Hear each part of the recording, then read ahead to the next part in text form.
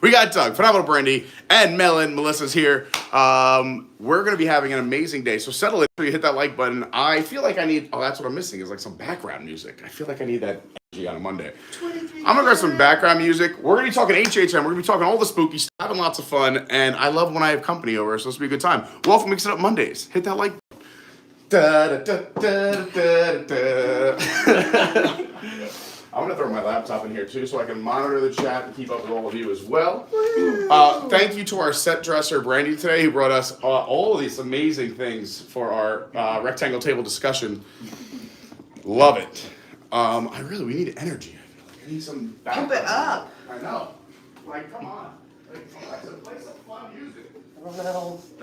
Oh no, Melon's whipping up the ukulele. All right, let's check the chat. Any requests?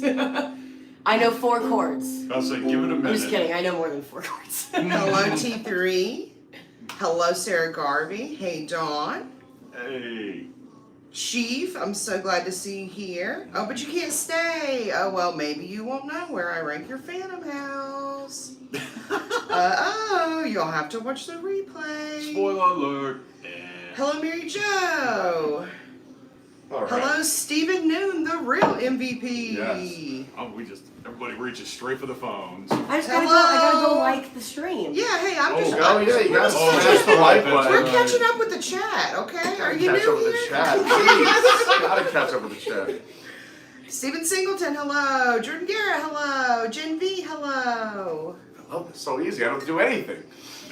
Kitty, hello. Ooh, Dawn's at Nomad Lounge. Jealous. Oh, yeah, for real. Mm-hmm. Hello, Moogle. Moogle, we're going to need a weather report for Mini Golf Monday this evening. Yes, we need an up-to-date report. Our weather is looking a little dicey out there right now, but we're hoping to have it all cleared up for Mini Golf. Do we have a backup plan? Are we going to have to go to Desertland in the doors?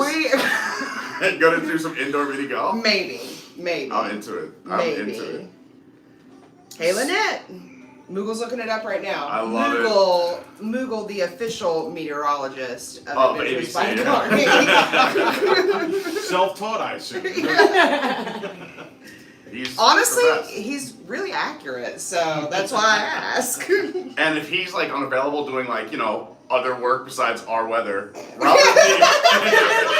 Robert D is also an excellent meteorologist as well. Yes. True. We get the weather sources from everywhere. Well, I checked the Weather Channel today, and it told me it was not going to rain today. That was a lie. And then it started raining while I was looking at it. So. Also, it was supposed to be a light drizzle at Epcot yesterday. The first 2 hours we were there, it was not a light drizzle. No. There were people in all-out ponchos.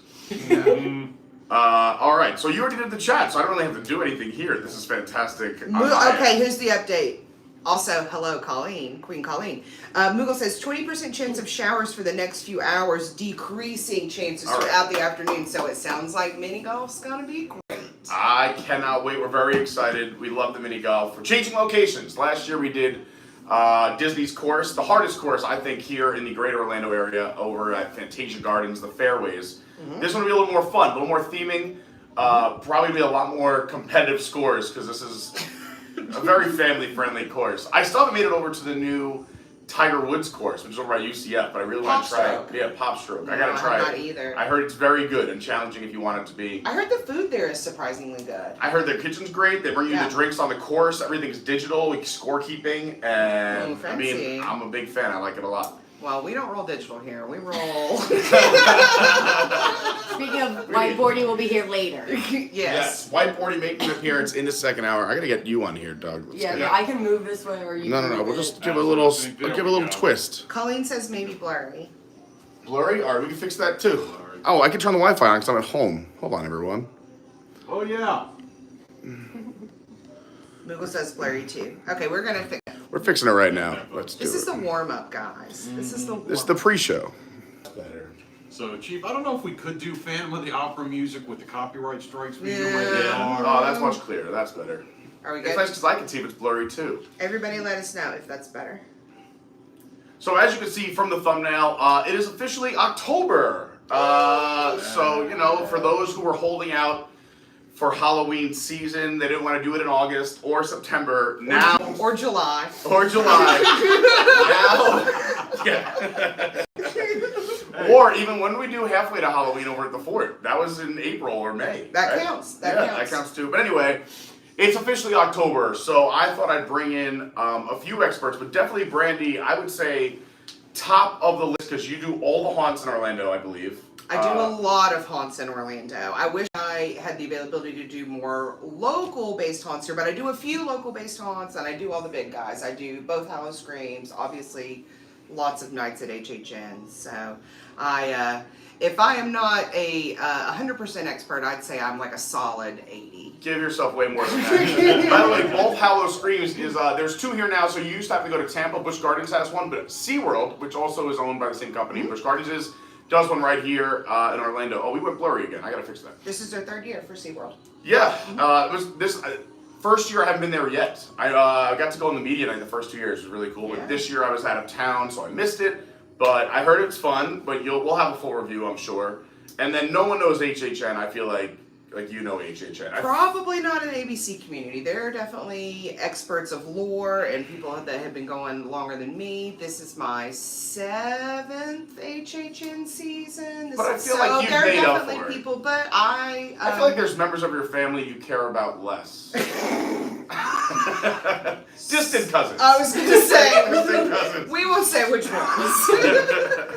They know who they are. Yeah, for real, they really do though. They really do. But it's definitely my favorite time of the year. It's definitely my favorite event put on in any park, Disney, Universal, any park that I've been to. I think that the love and the care that goes into the event and the level of planning and everything, the lore that builds upon itself, it's fascinating. And honestly, I really think that the haunt community here in Orlando is really special. I think that there are a lot of people that really just dedicate their whole lives to it, and I just appreciate all the art mostly. So, where are you going? He hopped up like a gazelle. It was like, I don't know, was the music too loud? I don't know, maybe. you guys are in charge. I'm just a producer today. Oh. Camera So guy, now- producer. Yeah, now the truth comes out. He needed a day Yeah, off. I- I could have just said you this needed is- a week off. No, this is great. I was so excited. I'm like, I don't have to do anything. I don't know what's going on with this. I'm gonna go back to no Wi-Fi because that's sometimes I don't know. It could That's be. weird. It could be anything. With them also, there's like they're painting the building outside, and now we're a spinning wheel. Oh no. No, you're good on my Oh, end. okay. You're good. No, on All my right, we're end. back. There it goes. I will say too, the cool thing about HHN that I enjoyed my very first time going and continued since is that it is a major theme park, right? Universal Parks, a major corporation, and I think they found the sweet spot to really push the level as far as they can, without where some of these local haunts or smaller haunts. Sure. Is that HHN really does get you as scared as you can be without really crossing that wall or that line of physical contact. Sure. And I think that's really neat because, you see the videos, some of them go viral, of sometimes these characters get hit or punched or pushed because they push you, but they're never touching you, but people get so scared, they literally physically lash out. And I don't know, I just think for a major corporation to push those boundaries, I like it a lot. I think it's super cool. Are we going to do HHN the whole time, or can we talk about Disney news? Because there is one big We're gonna Disney do it all. news We're gonna do it all. that Yeah. me and Melon specifically feel the need Go to for it. talk about. I'm just going to keep fixing this and finding a Can sweet we spot. start with Disney news? Is that cool? Considering an event that happened at Typhoon Lagoon, which do you want to pull up maybe the That's what I- WWT yeah. article or I'm maybe the posting People it. article, Yeah. so that way we have something to quote off of. But a Here we go. woman in 2019 sustained a injurious wedgie, I believe was the direct quote. Time out. that was I have not heard this given. story. The quote, No, the quote is this painful is real. wedgie. This Wait. is no injurious wedgie. It was injurious. It was injurious. Which one is it? What story? I was just it? put it It in broke Mix It Up Mondays A for day you. or two It's ago. in You might yeah. have to We go just back. posted it in your Discord link. All right, I'll go in the Discord. Basically, she got the mother of all atomic wedgies. Yes. This This might be traumatic for me because I have received my fair share. I was, and thank God we can laugh about it. I'm here to tell the tale, but I was really bullied. So wedgies, I can speak to experience on some very painful, Well, this woman unfortunately life-altering. had a wedgie that was severe enough to where she had some internal bleeding and then Holy. required surgery and now is in litigation with the Walt Disney Company for $50,000, which seems to be like the blanket I'm suing Walt Disney World. Yeah, but that's honestly, I thought that was going to be a lot more. If you have that's an what internal, our thoughts are as well. Yeah, what? Yes. When you said 50,000, I was like, oh, Disney, how did they not just quietly write that check immediately? No. Yeah, No, especially considering the severity of what this woman's injuries were. All right, do you want me to read the article so everyone knows what we're talking about? Yes, Couple please. files lawsuit against Walt Disney Parks and Resorts for painful wedgie suffered at Typhoon Lagoon. A lawsuit filed in Orange County, Florida, alleges that the Walt Disney World Resort fails to, quote, warn guests of the inherent dangers presented, unquote, on the Humunga Cowabunga water slide at Disney's Typhoon Lagoon, a shortcoming that resulted in one's guest, quote, severe and permanent, quote, injuries. The complaint filed by Emma and Edward McGinnis against Walt Disney Parks and Resorts details a 2019 incident where Emma suffered a painful wedgie on the slide, in quotations, and is seeking, honestly, not enough money, $50,000 in damages. That is a joke.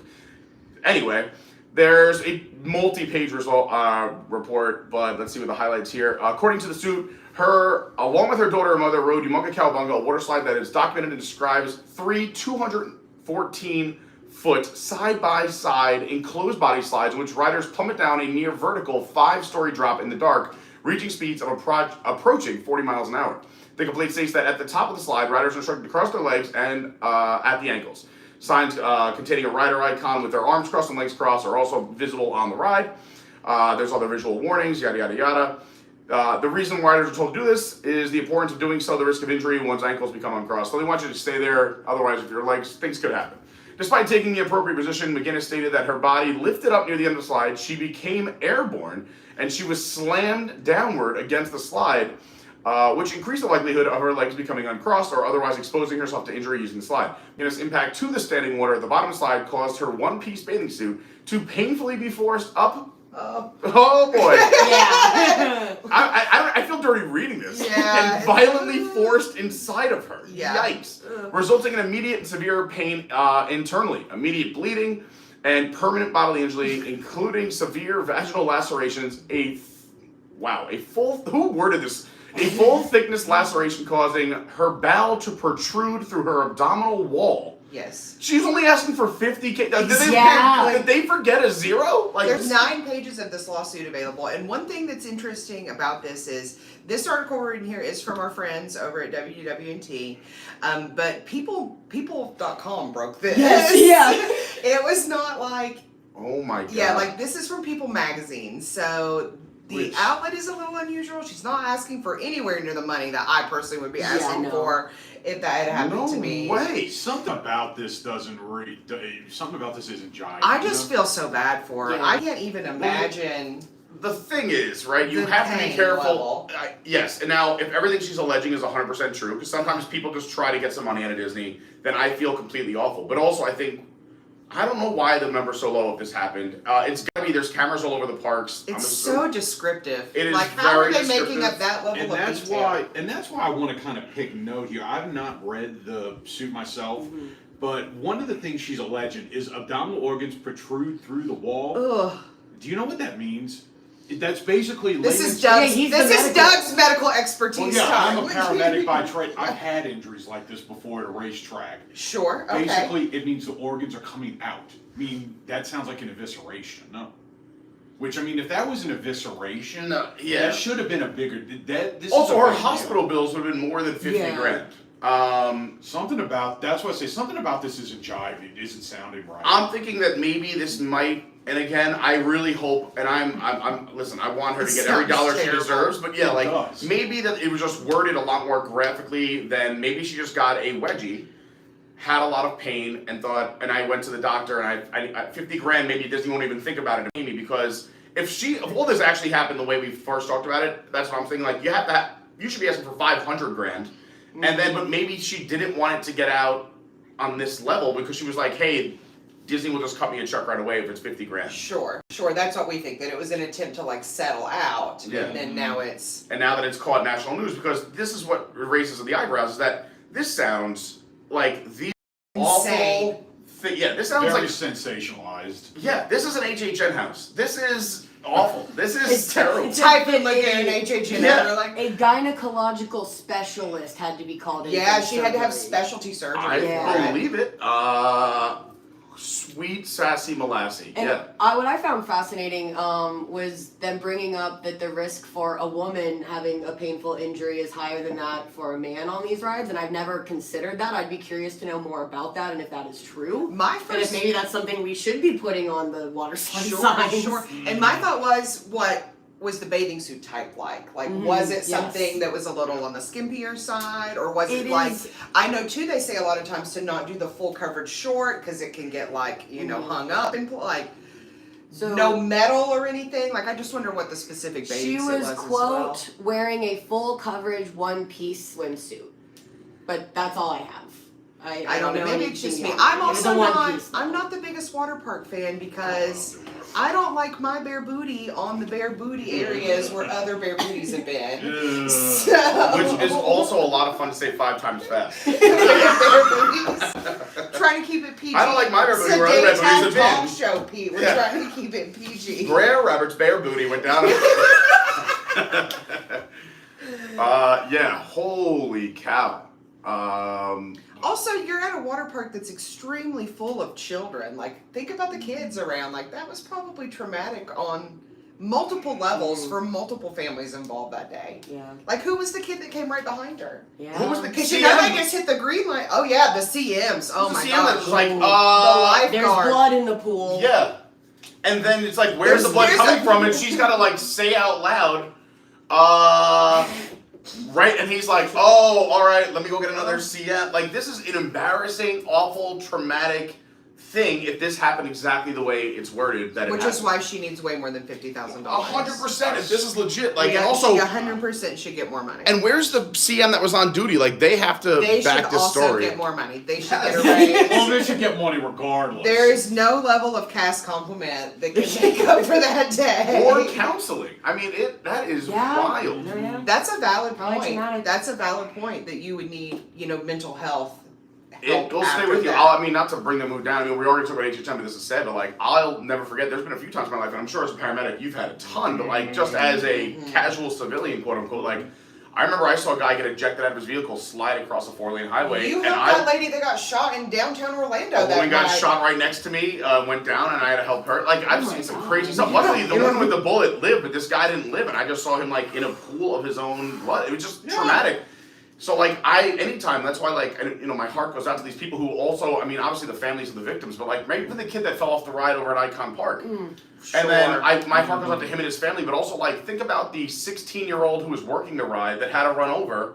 Right. And when this body fell out of the ride, like, it's terrible. I mean, we're obviously getting off on a crazy note here to start mixing it up. We are mixing it up this Monday. This is just the story that caught us this Yes. week. That Wild. obviously, due to the nature of it, but also the fact that the headline is "Injurious Wedgie," makes it feel like had to it's know. gonna be, ha ha, it's a wedgie, and then the more you read it, you're like, ha ho.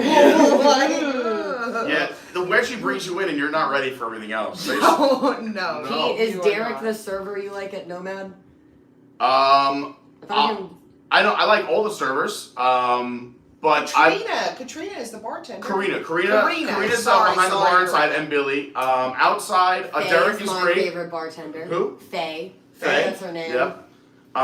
There's also, I would say my phone. I don't know if he wants his name out there, but like I've exchanged phone numbers with some of the servers at Nomad, and like they're like, let's hang out outside of the park. So like, there's a lot of good servers. Honestly, I don't know if there's a bad server at Nomad. I think it's a very coveted spot to be, and people have to like work their way up to it.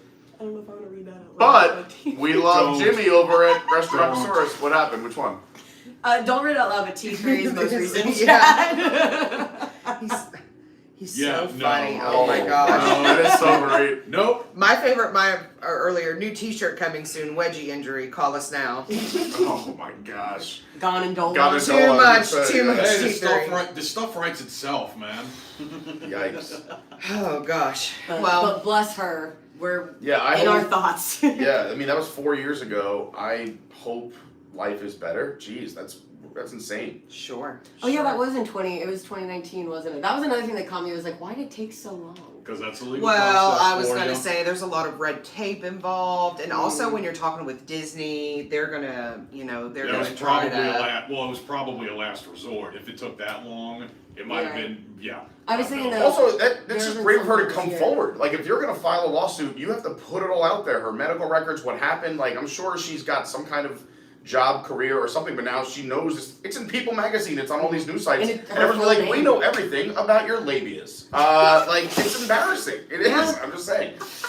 I appreciate because, like I said, I didn't know if women do have a higher risk. Like, I'm appreciative of this information. Yeah, I think Honestly, us men true. overreact a lot more. True. I mean, but it does hurt. There's nothing worse than a Yeah. kick right in the sweet spot. There's nothing worse. Oof. But I mean, I feel like the water slide, women may be more prone because you already have, especially in a one piece, I feel like it's already being pulled up. Yeah. And then if you get that caught on something and pulled even harder, I mean, forget about it. Yeah. The fact that it says she went airborne as well, to me, is like, that's the scariest thought. I love going airborne on water slides because as a larger, heavier person, for the fact that I'm able to lift off of anything is very exciting. Like that is why I love Tower of Terror, because I float for a minute and I'm like, I'm free, I'm like a bird. And then reality crashes back down. Or on the water slide crashes back down. And does it hurt? Yeah, it hurts when you crash back down. It's awful. But it is thrilling to be in the air for that half second of fun.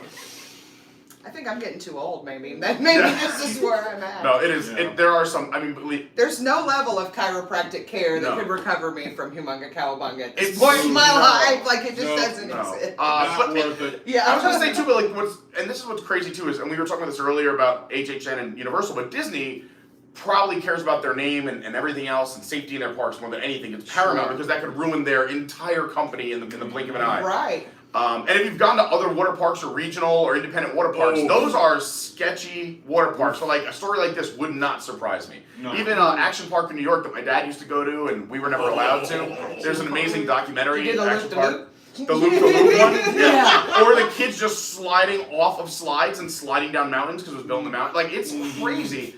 So to hear this happen at Disney, I mean, it has to be, obviously, I don't think this is a danger for everybody. We don't have multiple cases No, of this. no, I It's gotta think be this something is very just rare. a freak accident. Yeah. I don't think that there's an inherent danger at Typhoon Lagoon by any means, other than, the general, wave pool danger that you have at Typhoon Lagoon. That is the best wave pool. That is the best wave pool. I don't think it's unsafe. I just think it's something that, You have to be a strong swimmer. you haven't thought about before, probably, so. They just redid the pool. For those who don't know, the wave pool is back and stronger than ever. Oh, wow. I remember the last time years ago that was strong to begin with. You Yeah. said they made it worse. Apparently, and it's only dialed up to maybe less than 50%. Like they could crank out some weight. I mean, they do. You can body surf.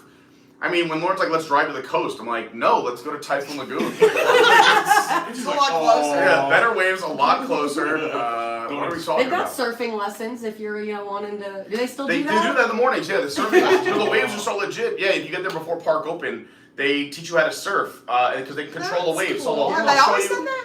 Yeah, they've done it for years. For- I'm so sad they got rid of Swim with the Sharks. Yes. Yeah. So when Swim with the Sharks went away, I just assumed that all swimming was just at your Well, own risk yeah. now. We're not going to watch you. No, it's cool because they get to control the wave, right? So once everyone learns how to do it, they're like, all right, the wave's gonna come now, and they'll give you a 3, 2, 1, boom, and then you can get the wave in. They'll turn the wave off so you can paddle back out.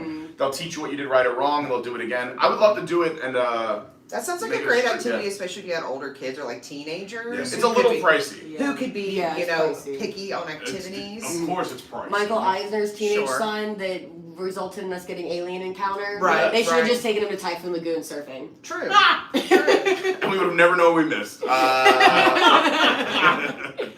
Let's see what it cost here. Surfing lessons at Disney's Typhoon Lagoon Water Park. Hang 10. Catch a wave and open surf session on private surf event in our state-of-the-art wave pool. Show off your surfing skills. That looks so cool. It's a lot of fun. Yeah, experienced riders can shoot the curl in I North mean, America. I'm not going to do it, but I would love to watch somebody and take their photos. Tim Tracker did it. I did not know this. Fun fact that Typhoon Lagoon has North America's largest outdoor wave pool. That's I did not know that. Did not know it was I the don't biggest think I one knew either. that. So it's a 3-hour session. It comes with 100 waves broken into sets of 25, which is cool. You get the private lessons, and let's see. You paddle out, open surf, private surf, add-ons. I'll take your pictures. You can also do a dining package. Let's. We're doing 3 hours. No I'm price, thinking gotta it's gotta call. be $200. No, it there's might be- gotta be a It might price. be variable for. Oh, go to. I was gonna say act like. I'll say it probably depends on the opener. That was my guess too. I bet it's variable for times of the year. I bet at peak times it's probably more expensive. But whereas like a January one. So if you do open surf in the mornings, Sunday, Monday, Tuesday, Thursday, Friday, Saturday, it's $229. Evening events are $249. And then if you do evening events on the weekends, it's $289. If you want privite lessons, way more. Yeah, four digits. Yeah, so the Yeah. 100 wave private, the morning $1,200, the evening $1,300 on weeknights, and the evening on weekends $1,500 Is that per person? per Yeah, person. per person. So let's just say for the sake So of this, put a we're group doing together. open surf. No, we're doing open surf. We're doing open surf. Yeah. And they do have dates listed when you can do this. It looks like it's mostly throughout the summer, and then it stops. The last one was September 4th. Oh, yeah, Yeah. season. And it looks like the earliest one, so if you're looking to do this next summer, it starts in late May and goes till early September. If you're interested in surf lessons at Disney Typhoon Lagoon, and if you are going to go, please let me know. I would love to try it out as well. Maybe I'll save up my pennies, because this looks like a lot of fun, and we can film it. You said you want to film it. I'll call you up. You still have to pay $230 for the privilege to film. Oh it. no. No, we'll call them ahead of time. Hey, this is Adventures by Carney. We're cool, right? Carney magic, right? We're cool, right? We have 8,000 followers now. Yeah. That's true. You We did just defended say you that. on the wedgie thing, Disney. We defended you on the wedgie thing. Okay, I have one more Disney news that I want to talk about. Let's talk about it. And I want to talk about it specifically because I have a Patreon tie-in for you, and I want to talk about it because Doug is here, and Doug has been as well, and that is the 30th anniversary ending at Disneyland Paris. Oh, I have thoughts on this as well. And we don't have to talk about it forever, but ended this week, and I just want to say that of all of the theme park in general celebrations probably that I've ever been to for a specific event, the Disneyland Paris 30th anniversary knocked it out of the park. The drone show was fantastic. outstanding. Yeah. The level of decor that was in the park that was outstanding. Shine Brighter, absolutely incredible. Cavalcade show. There was just so much love and care put into Disneyland Paris for that event.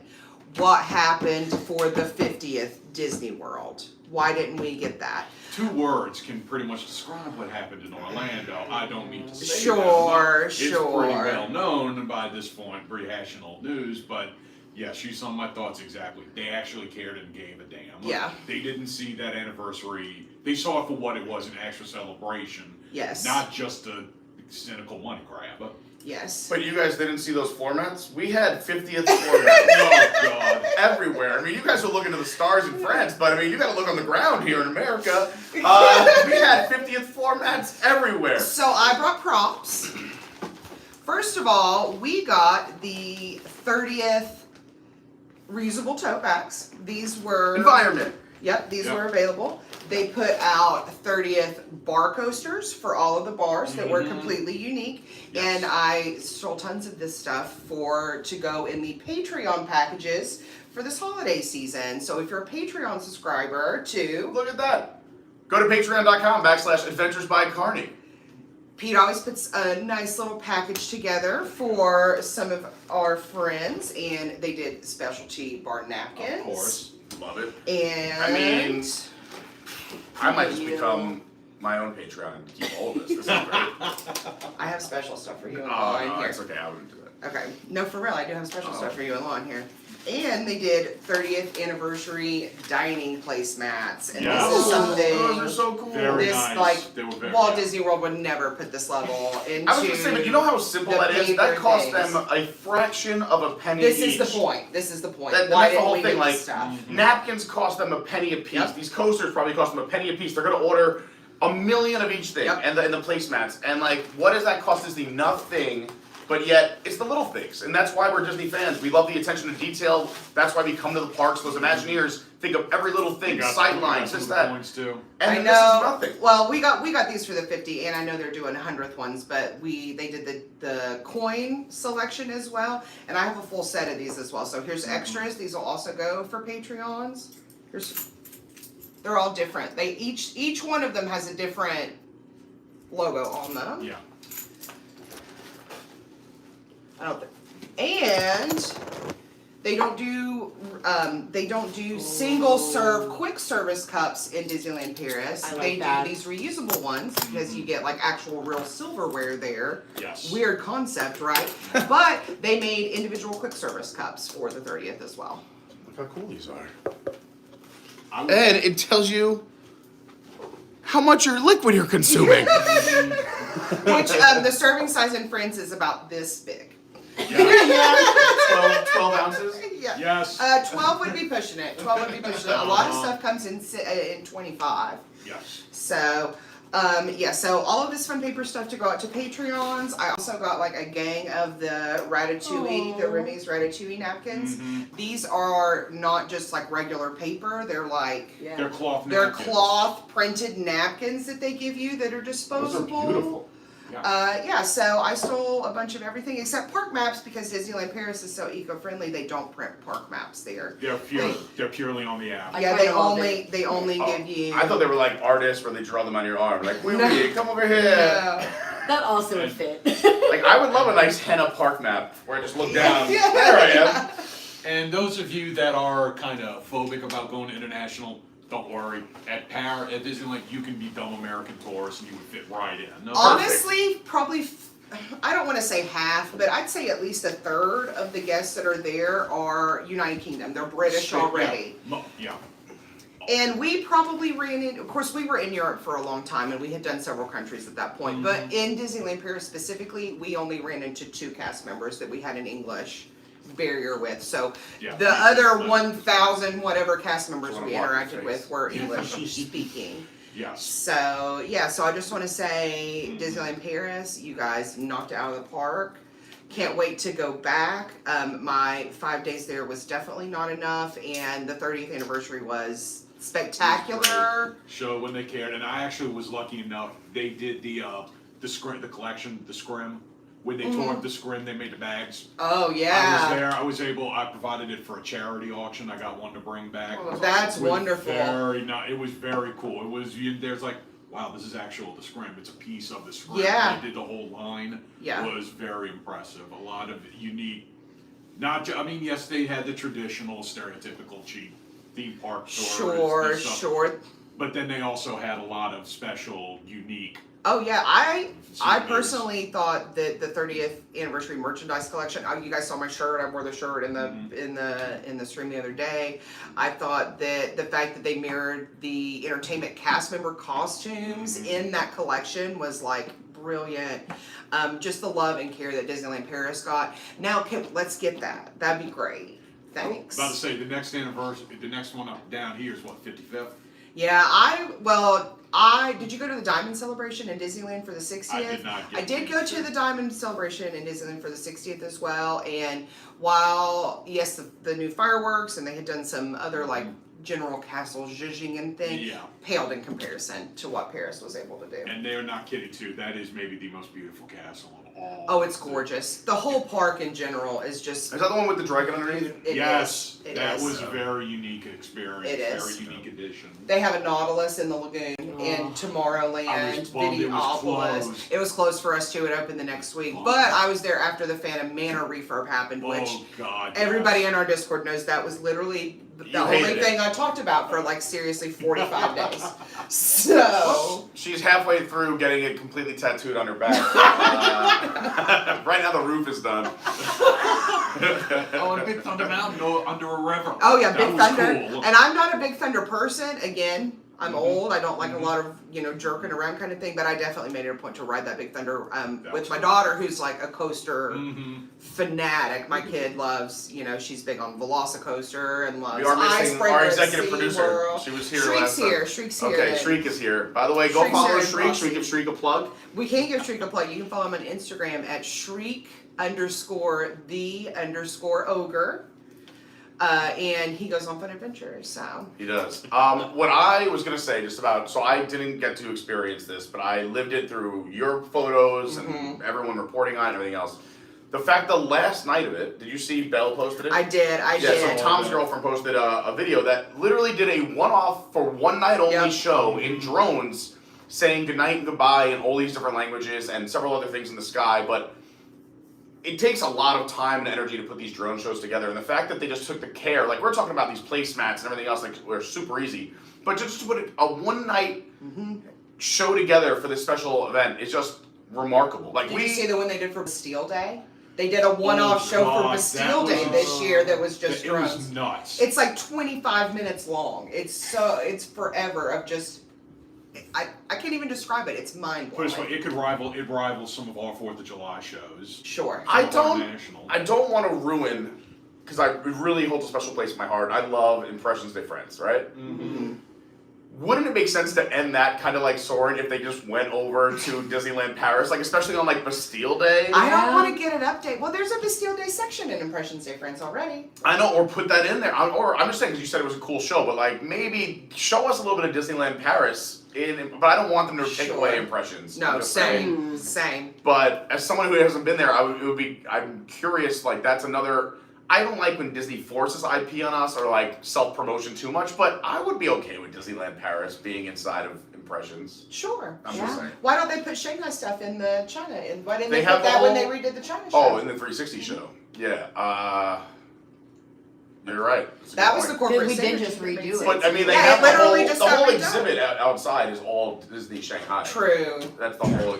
We're filming a What show. is happening They're out painting here? my building, or they're just big fans. This is Like, paparazzi like all the literally time. right here, right now. Paparazzi. What is going on? I thought it was like Godzilla just climbing at the time side. of year, we sure it's paparazzi or something a little more sinister. It's no. They always show up for Mixing Up Mondays. Hey guys. They're like, you make the cocktails yet? No, not yet. yet. Come back in a little bit. They're literally, the ladder is literally right there. Yeah, the ladder's right outside the window. Hey, you know what? We're not taking the film down unless they pay. That's it. Uh-oh. I want to also, say, I was gonna say, want to let you know that Piano Rob is here. Back Scratch Rob. Back Woo! Scratcher. Back Scratcher Yep. Rob. Bobby in the Keys, house. Piano Rob hanging out. He's gonna try and see us sometime this week. We'll see. Maybe we'll see him sometime this week. Again, for those who don't know, we are in the middle of our little hangout week. We did this last October. We had a great time. We did another one in the spring. I think we're gonna keep doing them. Spring and fall. Well, I think we like biannual. Biannual, yeah. And we had a blast in April, so we're in the middle of one now. So right now, that's why I'm so lucky to have all these amazing people around me. But we're also doing mini golf tonight at Universal at 6 o'clock. We're gonna meet over there. You don't need a park ticket to join us. After that, we're gonna do a little City Walk bar crawl, maybe And do it's some after karaoke. 4, so there's no parking charge. No at parking City Walk. fee That's either. something else that I wanted to point out to people, because after 4 o'clock, you do not have to pay to park in the garage at the Universal. Yeah. Or And if actually, you're- maybe it's 5 now, but we're meeting at 6. I always thought so it was doesn't 6 matter. for the parking. I don't know. Maybe the times are goofy. Yeah, no. Also, if it's- you're a we're meeting premier at 6, pass you will holder, have to pay don't to forget park. you can valet too, and it's a much shorter walk. That's But why yeah, I so we're will doing be- that tonight. Tomorrow we'll be in the parks. Thursday we'll be in the parks, and Thursday night we're doing HHN, which No, we're gonna Wednesday talk night we're about. doing Wednesday HHN. night. Sorry, my days are up. Today's Monday. Tuesday parks. Wednesday, parks. MK in the morning. HHN at night. A nice balance of Magic Kingdom and then Halloween Horror Night. Sure. Did you ever see the Parks and Rec thing? I think I might have sent it to you, where it's like Mickey's Not So Scary and Halloween Horror Nights. It's Andy and what's her face, Aubrey. Oh my gosh, you did send this to me. And it's so funny. Because I'm I'll find it Aubrey, and show it. FYI. Yeah. And he's like, we're gonna have a great Halloween party. And she's like, with bodies. Yeah. And he's like, no, we're gonna have full decorations and pumpkins. And she's like, and blood everywhere. Yeah, that one's me. My bad. If you're gonna do me a big favor, if you haven't hit the like button yet, please hit that like button. Yes. We're just gonna have that creep up. I know people are still waking up on a Monday. You're busy. You got work and a lot of things happening. So thank you for being here and spending some time with us. We did put HHN in there. We're talking about different Halloween stuff around Orlando as well. But I thought maybe. So have you done HHN already? Already done. Have you done it yet? Never. Never. I've never been to HHN. First time. Oh my.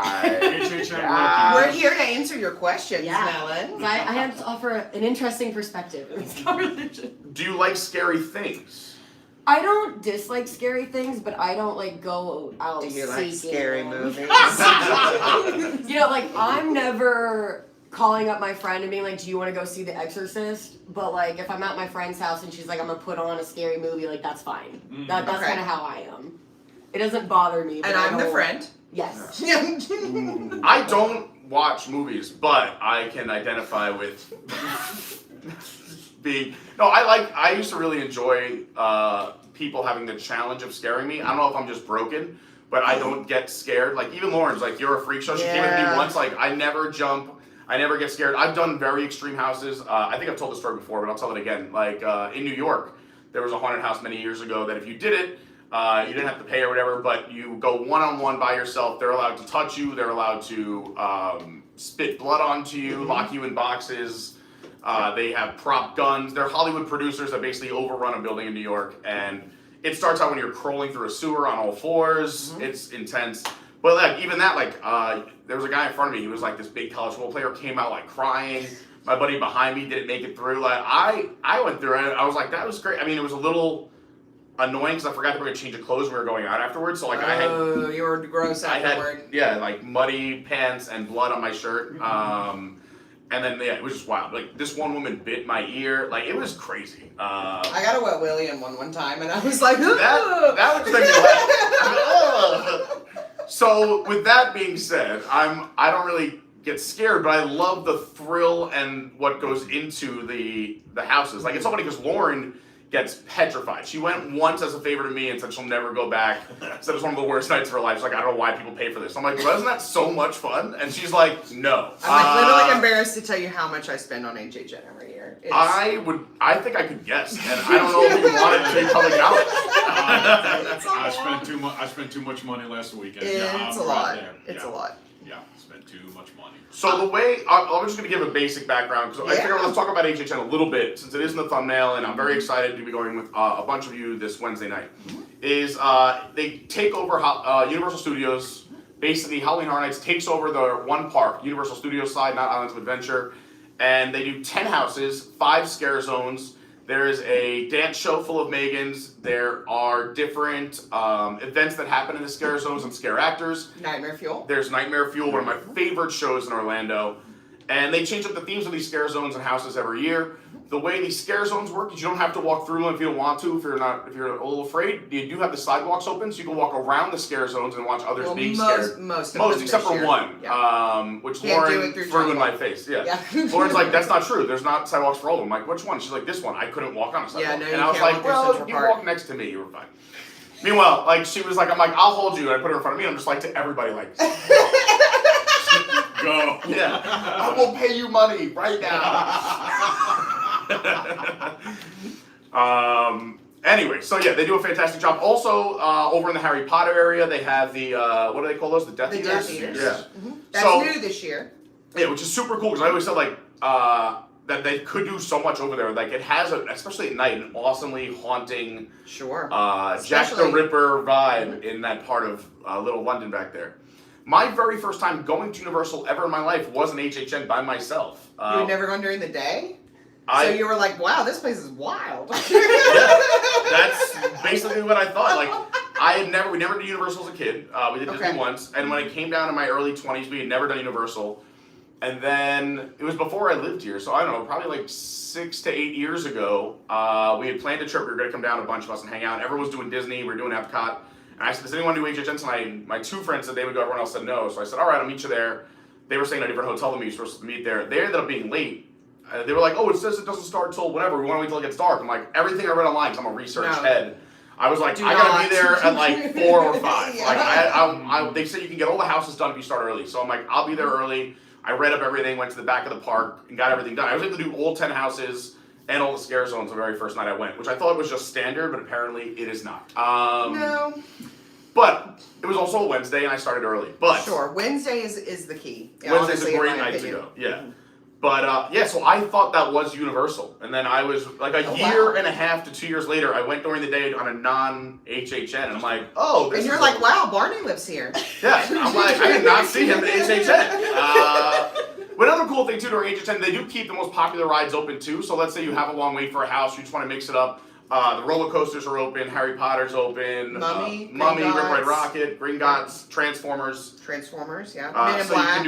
What's so funny is I took my brothers and they're not like me. I thought they would love HHN. They were like, no, they're like. I don't think Jimmy Fallon is because you walk through the queue. I was just joking. Yeah. I had to think about it, but that would be terrible. I said the most popular one. The most popular one. That was why I said that was why I said Fallon. So I was like, I figured it was not. It's like saying Fast and the Furious. Like, ugh. Oh, God, terrible. Anyway, my brothers, I took them, so I thought they would love it. They're like me, they don't jump scare, but they're like, these are dumb. Why don't we just go on all the rides? So we went to HHN, did Halloween Fuel, and went on all the rides all night long. Broke my heart. I know. Broke my heart.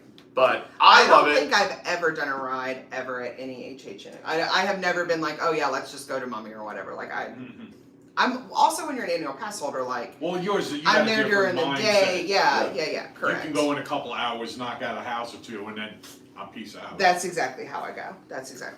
So tell people from your perspective, and we can go around to, like what are your likes, dislikes, things you look forward to, and then what we'll do, I'm thinking We're in the gonna next do hour, houses last. we'll rank the houses in the second hour with Whiteboardy, our special guest.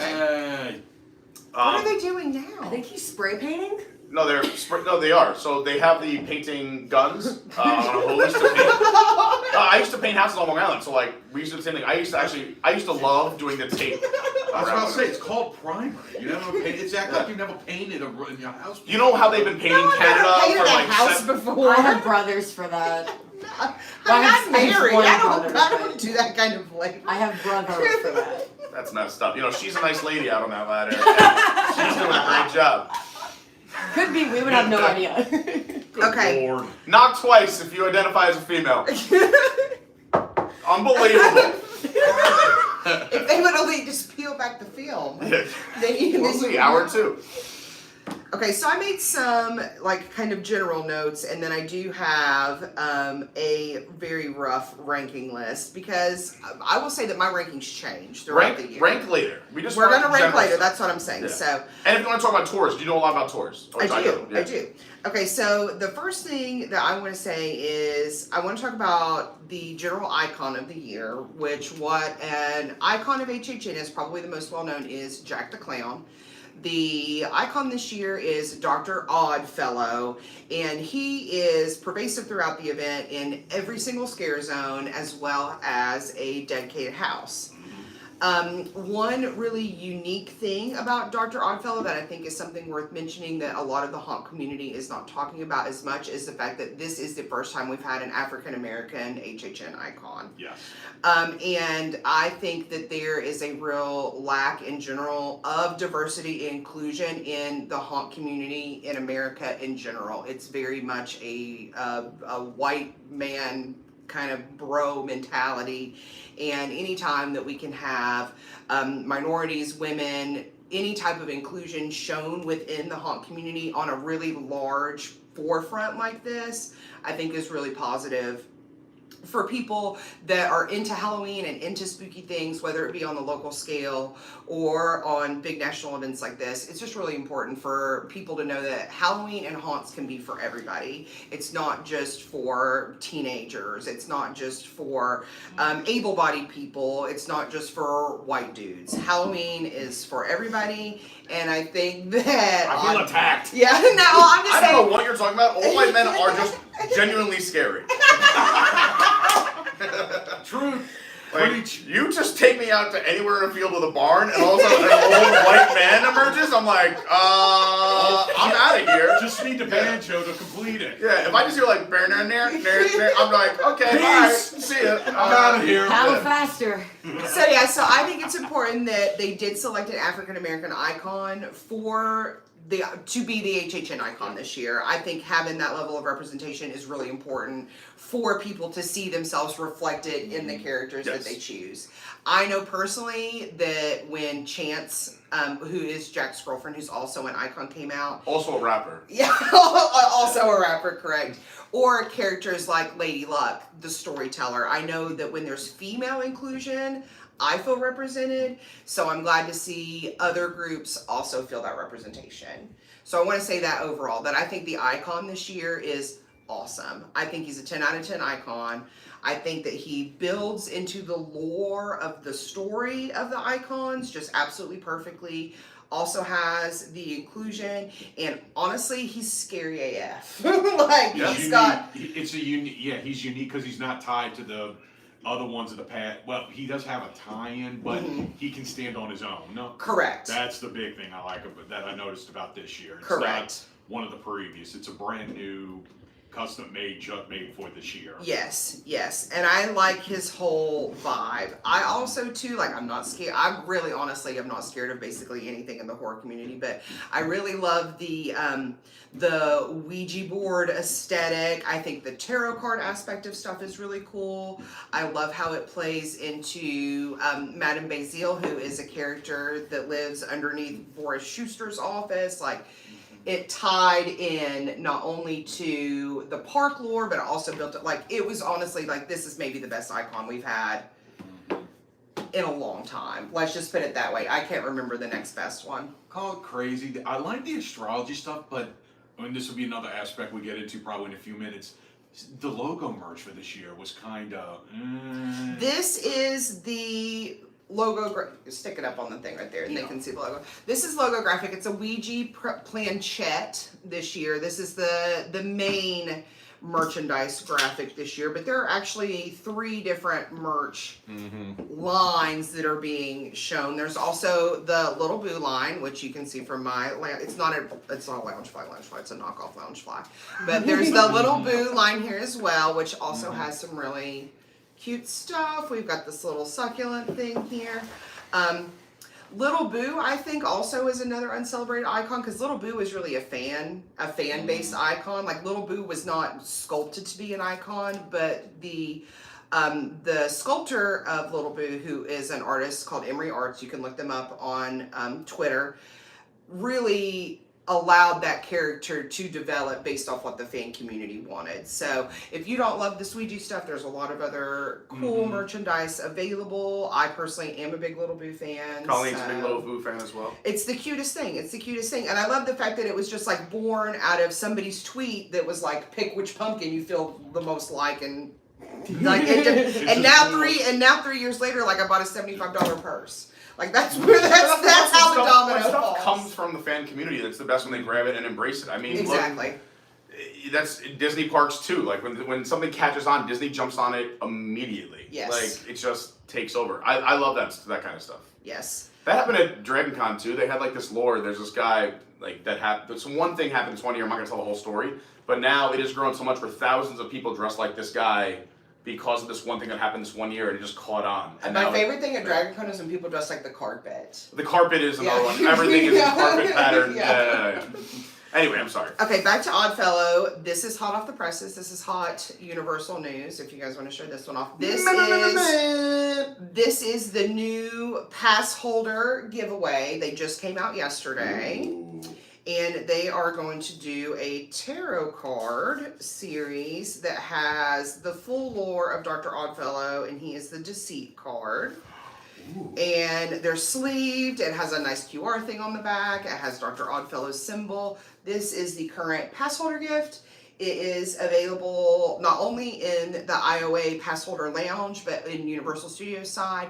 It's available at the 5 and Dime, which my family lovingly refers to as the Born Store-tacular, because it's the one that dumps you out after the Born Stuntacular.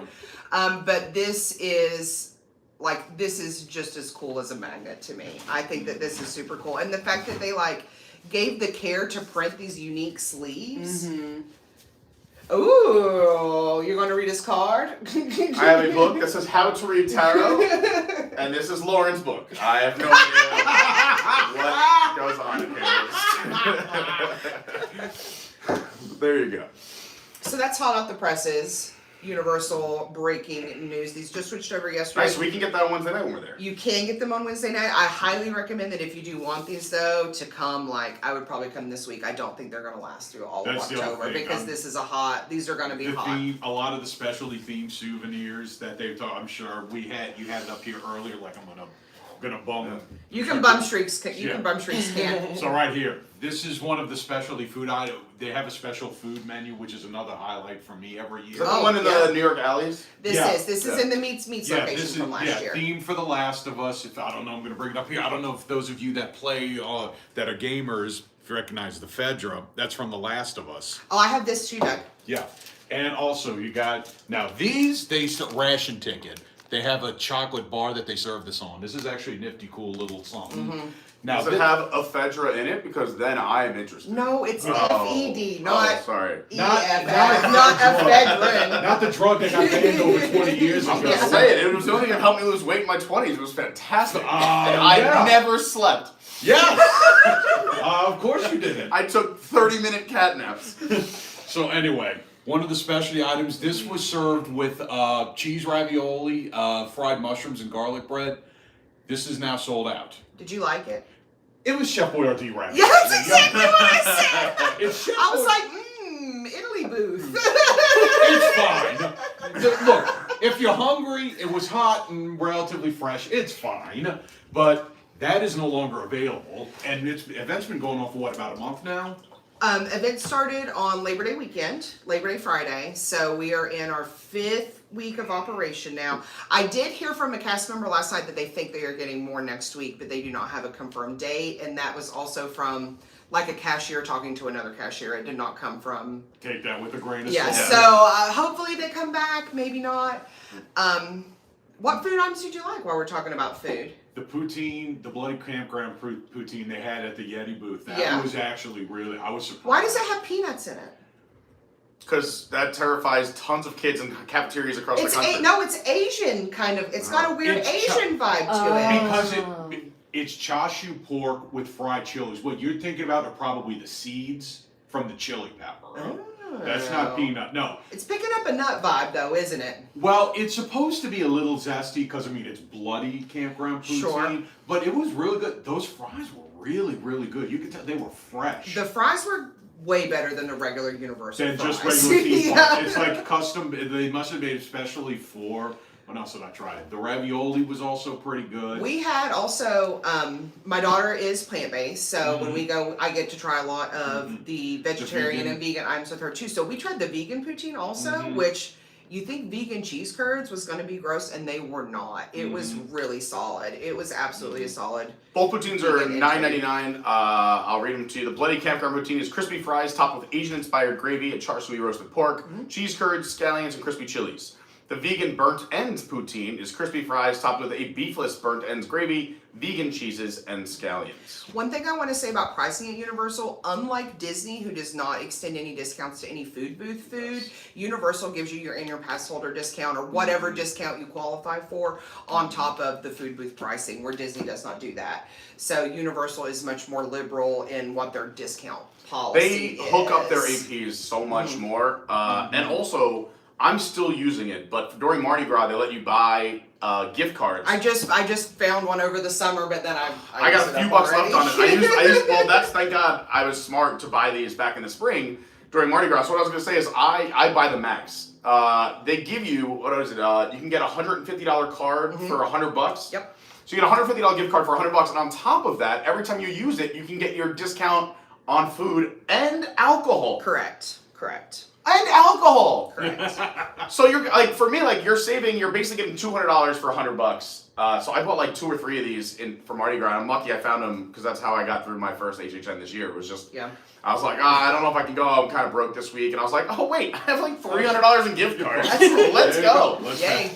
That's math right there. But yeah, so kudos to Universal. I honestly think Universal has made gigantic strides. I used to be the one who always teased Universal, especially on the shows when I was WNT and all the other, things I did there and other podcasts I've been on. I was always like, they'll always be, this redheaded stepchild. Screen-based. Screen-based. And I have thoughts on that in a moment too with one of the houses, and we'll talk about that a little bit more. Okay. But honestly, I think since the pandemic, I just think they've made tremendous strides. I love the team members there. I've had great experiences. Their entertainment, the fact that what does everyone complain that we miss the most? Just entertainment. The roaming people at Hollywood Studios made the park. They just do that now. They have roaming characters, a dance show just pops up. And I know we're talking about HHN, but just during the day. And now they're building this new park at record speed. It would have taken Disney a decade to build this new park that they're building, which is going to be... It took them a decade to build a parking garage. You think they could build a whole park in a decade? Well, there was no... To be fair, it was a copy. There was no parking on that job site. It was a disaster. I don't know, but I've been really just pleased with Universal over the last, what has it been, 4 years since the pandemic started, but... For me, it's the value proposition. The value for money is just a big Totally thing with agree. Universal. Universal has it. Disney doesn't. Disney's charging left and right. You're getting, frankly, a subpar experience for your money. I definitely believe that cast members are the magic too, but there is something special about team members at Universal specifically, and I don't know if it's maybe they feel a little bit more able to help the guests, maybe their management really empowers them a little bit more. Probably. I also know that they get paid a little bit better. Their benefits Better seem benefits. to be They a also little bit better. a lot of CMs So- went over there during the pandemic because Universal let their team members keep their benefits throughout the pandemic, and Disney took them away from a lot of cast members. That you can also think being part of a giant media conglomerate too. Yeah, True. it's just, and also I feel like this, and again, I also think that Disney CMs are getting a little bit better, especially in the last few months. But it used to be whenever I came to Disney before the pandemic, we'll say, every cast member I encountered, and maybe I just had always the most magical experiences, was just so excited to be there. They loved their job, or at least that's how it came across. And I'm getting so much of that at Universal now, where it seems like the team members are excited to be there. Even my friends, the people that I'm friends with, Avion, Jamori, and all them. Yeah. Like, Avion posts on his Twitter like how excited he was for work. When he's done with his shifts at HHN, he's like, had another killer night at work. I love my team members. I love being a part of this house. Avion's role is so perfect this year too. Yeah. I'm very upset. I still have yet to see him. He's so off good. every time I've been there. It's so good. I'm hoping he'll be there when I'm there. Okay, any other food you want to touch on? I tried the cordyceps dog. I like the cordyceps dog. Did you was- like the maggot dog last year? I missed last year. I wasn't able to make it. The cordyceps dog is like the improved version of Okay. the maggot dog from last year. The weirdest part to me about it is the hot dog is not all the way through. It's like 50% cheese, which I personally am a fan of, but it's not advertised well. I think, it's called I think that's a Korean corn dog, because in the description, Korean, and I'd kind of gotten a heads up before I went, like, it's only part of a hot dog. It's like part hot dog, Right. part cheese. I mean, it's typical carnival food. They upped it a little bit with the potato sticks and that. I truffle like the cream. potato sticks. It was a nice little crunch. A little too doughy, but that's just a personal thing. Sure. I mean, it wasn't bad. It was certainly. I think it has to be doughy just to like keep all the attached stuff on it. Which, I mean, when you get towards the end, good luck. It starts getting a little overwhelming trying to slide it down that stick. My personal favorite item of any of the food booths is this little puppy right here. And I'm kicking myself for missing that. This is the Yori's favorite. It's a peanut butter cake. It's found at the Stellar booth. Okay. No, just kidding. It's found at Surfer Boy Pizza. It's found at Surfer Boy Pizza. It's Stranger Thing. Where I don't really recommend the pizza, but this little sucker right here is delicious. Like I have to get probably 2 or 3 more. And it comes in a collectible Stranger Things peanut butter jar. And the price is only $5.99. And you get a discount on that too. Plus a discount on I it. mean, And come it's on. in a collectible It's a chocolate thing. cake with peanut butter mousse and Reese's Pieces. It's It sounds It's incredible. chocolate and It's peanut so butter. good. It's my absolute favorite thing this year. I don't know that it's my favorite thing of all time because I'm like emotionally attached to the No Chance in Hell peanut butter and jelly sandwich that was basically just a deep fried Uncrustable, but I'm like emotionally attached to it. So Did you try the peanut butter burger? I did not, but I'm not real big on like sauteed onions. It's on Brian's list for Wednesday. We ended up doing the beef cheek stew. How was that? Was that? It was pretty good, and let me tell you what was weird about it. The rice was cooked like perfect for theme park rice. Like, I don't know if you've ever had any other Asian in the park there, but sometimes it's like a plop of rice, like a glop. The rice is crunchy. Yeah. No, it was actually very good. I liked it better than the ravioli, but again, the ravioli you have to get for the can, and the raviolis, it's Italy booth ravioli. If you're hungry, it serves its purpose. I tried the twisted tater. Yeah, Twisted tater. I boycott Twisted Tater since they got rid of my seasoning, which was the salt and vinegar seasoning. They do not carry it any longer, and now I boycott them. I did try the porcini one, the mushroom one, and it was pretty good. But I they wish need to the bring one my I old wish back. the one I got was fresh out. That's the problem with them. That's the I problem. wish with I got them. one that it was fresh out because it tasted not too long. I mean, it was okay, but yeah, it tasted like it had been sitting for a few minutes. I haven't had a ton of the other specialty beverages yet because honestly, I'm like a creature of habit. I love gold juice, so I get gold juice like almost every single I time. am very happy. I was going to bring this up, so I'm glad you did. Yep. Is that a lot of their drinks every year were all the specialty drinks, I should say. Very sweet, Not this year. sugary. This year, they introduced the Electric Death almost all, like, at so many locations. Electric Death is you can't hardly find this year. Oh, It's just a couple booth locations. Oh, I There feel like is- I had it a bunch. There's but a cucumber one though that you there's would a cucumber absolutely one, love. yeah, that I love, and this. So I'm saying there's a few options that I was very excited about. They're not super sweet, and I have a cup too. I have to remember to bring that on Wednesday. Lauren's gonna kill me. Yeah, if you do the Blinky Cup one, you get to say that you're in Blinky Cup gang, which is a status thing. BCG. And you get discounts on your refills. So we always buy ours at the first point of the year and try to bring it back. They do these for Mardi Gras. I have a whole cabinet of Blinky It's a Cups 20-ounce in my cup. house. It's $16, but then when you go back, you get the refill for $13. So I like that. Is as this opposed to the alcohol? single serve, which is 13, is 12 ounces. You're getting extra That's 8 the ounces alcohol. Just every double time. checking. Yeah. That's the You alcohol. gotta make sure. They do Yes. have the free. I'd like the freestyle. I mean, I figured, but Yeah, we do the freestyle also. For the I noobs, I thought I would make sure that everyone knew what was going on. Oh, yeah. I didn't buy a new freestyle this year. I've been carrying an old freestyle for several years. Which so. year?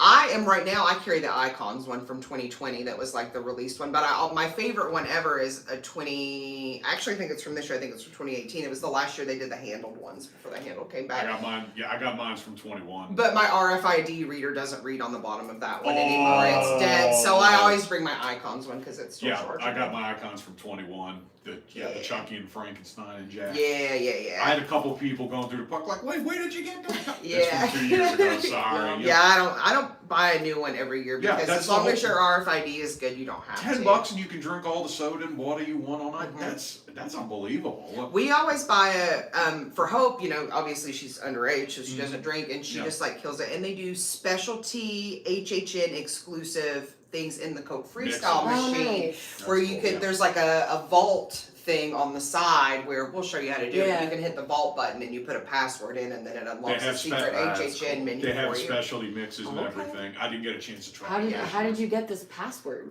did you go No, on it was scavenger no, hunt? it's in the UO the pass holders. Okay. Well, it's on the Universal app too. Well, Oh, it was in the pass holder like Okay. email one It's, week. Top secret. Yeah. not so Not secret secret at all. menu, but yeah, no, they have a lot of exclusive non-alcoholic drinks. So If you super scroll back in the Discord, when I did the food review for Minions Cafe, I filmed myself going in and unlocking it and getting It's the like that cool. secret and minion it's not ones. that difficult of a password. No, it's not hard to do. We'll show you how to do it, and you'll feel so cool. It's Halloween. It's No, not even that hard. It's not even that No, hard. it's easy as your ABCs. Let's talk about because there's a question in the chat. Tomorrowland Yeah. Traveler. RIP tours. Yeah. Okay. Is it worth it? What is it? What's it all about? Sure. Okay, so there are 4 different RIP tours available. There's 2 behind the screens tours available, and there's 2 traditional RIP tours available. Let's talk about the traditional ones first. There is a group, and these we look pricing up because Right. they vary greatly. There are private RIP tours, and then there are group RIP tours. Both of these, you are assigned a team member to be your tour guide. They walk around and they have scrubs on, in case they have to revive a dead body.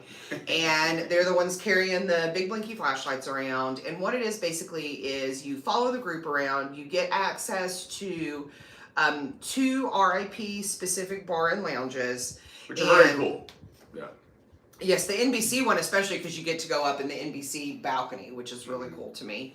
And you get front door access to all of the houses, as well as a front door access to Nightmare Fuel. And you have a tour guide at your disposal to give you backstory and tidbits and not the in-depth level that Behind the Screams does, but definitely they're giving you more information than what you're getting in the queue line.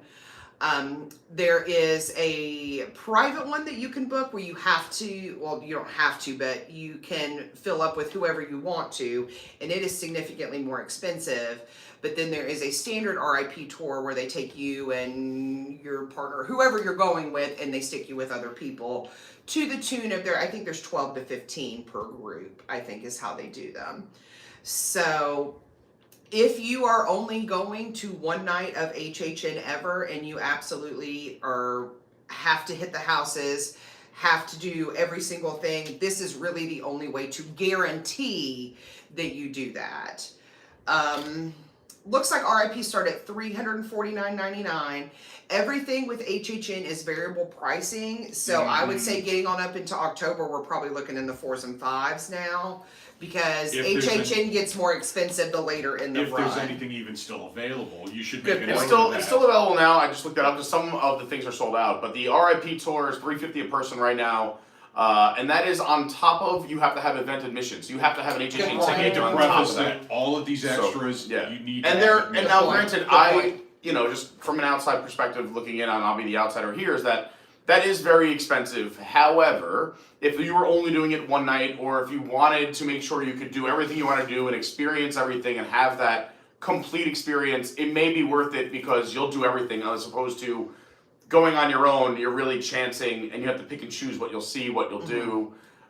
Keep in mind too, on this tour, like you were saying, is that you get food and beverage as well. So you can take that out of the equation if you were to buy a ticket and then go in and eat, a bunch of stuff, drink a bunch of stuff. Food prices included, alcohol is not. Yeah, but you do get private bars. You don't have to wait in line, and they can make you almost Correct. anything as well. Correct. I love being a part. I was lucky enough to be taken on 2 RIP tours in the past, and it was an amazing experience. And again, if you want to bring a whole group up to, I think, 10 to 12 people, you can call and book, and they'll work with you in group pricing too, I think. There's also the Behind the Screams Unmasking the Horror Tour. What's that all about? Behind the Screams Unmasking the Horror Tour is my favorite day of the year. I like it better than my birthday. I like it better than Christmas morning. It's my absolute favorite thing that I do every year. Normally I wait and do my Behind the Screams at the very end of the run because I like to kind of develop the house throughout the run, and I'm a seeker, so I like to look for the secret things before somebody goes in and tells me. But this year I actually did my 3 house set on opening weekend, and then I have my 6 house coming up this weekend. So, and I have done a Behind the Screams tour every year that I've been to HHN. So the majority of my backstory information always comes from those cast members, or team members, excuse me, sorry, Universal. Those are the most knowledgeable team members. They have to study to get the job. They have books of lore. They're able to walk the houses ahead of time. They go through with Universal Creative themselves. They know every single thing about the houses throughout. The 3 house tour this year is for Dr. Oddfellow's house, Last of Us, and Darkest Deal. The 6 house tour is every other house with the exception of Exorcist. Exorcist is not featured on either tour this year because the Exorcist movie has not been released yet. So there is a licensing discrepancy there. They can't take, they with can't, Bloomhouse, the deal with Bloomhouse. correct. They can't take people through the house because the movie's not out yet. Call me crazy, but I feel like there's definitely a movie out called The Exorcist. This is the new, this is the sequel. Exorcist Believer. Believer. Is what the new one is. Believer? No, that's Oh. equally I've as seen scary that. though. The Exorcist Believer. Sign me up. So you are going to get the opportunity to walk through all of the houses. This happens during the day. This does not happen during HHN time. And all of the lights are on throughout the houses. All of the props are in the houses. It's basically a whole house tour without scare actors jump scaring you, where you're able to go completely slowly, without a conga line of people pushing behind you. You get to absorb all of the props. I always go through, I try to read every piece of written text in the house. That's my number one goal, is that I want to read. If there's a newspaper, you better well bet that I'm standing right there taking photos so I can go back and read that newspaper. If it's a bulletin Did they let you board, take pictures? yes, yes. Some houses. Okay. Yes, and some houses are better than others. Probably the IP houses have a tendency to have either rooms or specific scene portions that they call photos down where you're not able to. But the majority of the Universal created houses The original typically, ones. the originals are typically photos up. So in your tour guide tells you, he'll be like, hey, you can take a photo of this, you can't take a photo of this. They have specific scares and things that they don't want spoiled Yeah, necessarily. That makes sense. Yeah. They don't want blown up on the internet, so so a lot of those are not able to take photos, but you get a lot of photo opportunities throughout the houses. I usually come out, I mean, I do a lot, but then again, like I say, I'm also like taking photos of weird minute details that probably a lot of people are not. I like that. They hide I don't want to say a creature because it's been other stuff, but there's a hidden object that they hide every year in all 10 houses. This year it's frogs. Because Laura Sauls, who is one of the creative directors at Universal, she's the one that's really from Cary, Ohio. So she's like, that's the HHN gal. She's amazing. She apparently has a fear of frogs, I was told. So they put a little frog in every house, and that is one that the fans really are looking towards and trying to find. I accidentally touched one the other night because I was like, oh my God, there it is. And then I hit it with my hand, and then I like felt really bad because I touched something, and then I like went into a mental spiral for like at least 3 solid seconds, and that was okay. Yeah.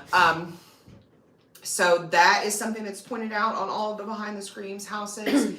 And you also get to learn what the code names for all of the houses were. Fun fact, they were all fruits and vegetables this year. You get to learn about the development with the IP houses. When we did Last of Us, we learned a lot about Naughty Dog games and how the director of that house developed because he tweeted and somebody tagged Mike Aiello, and then Mike Aiello called him and was like, actually, we can make a haunted house for you. And, like, they've been tossing that into game for years. Sure. To do a house. Sure. So it's not like it was an out of the blue thing. Sure.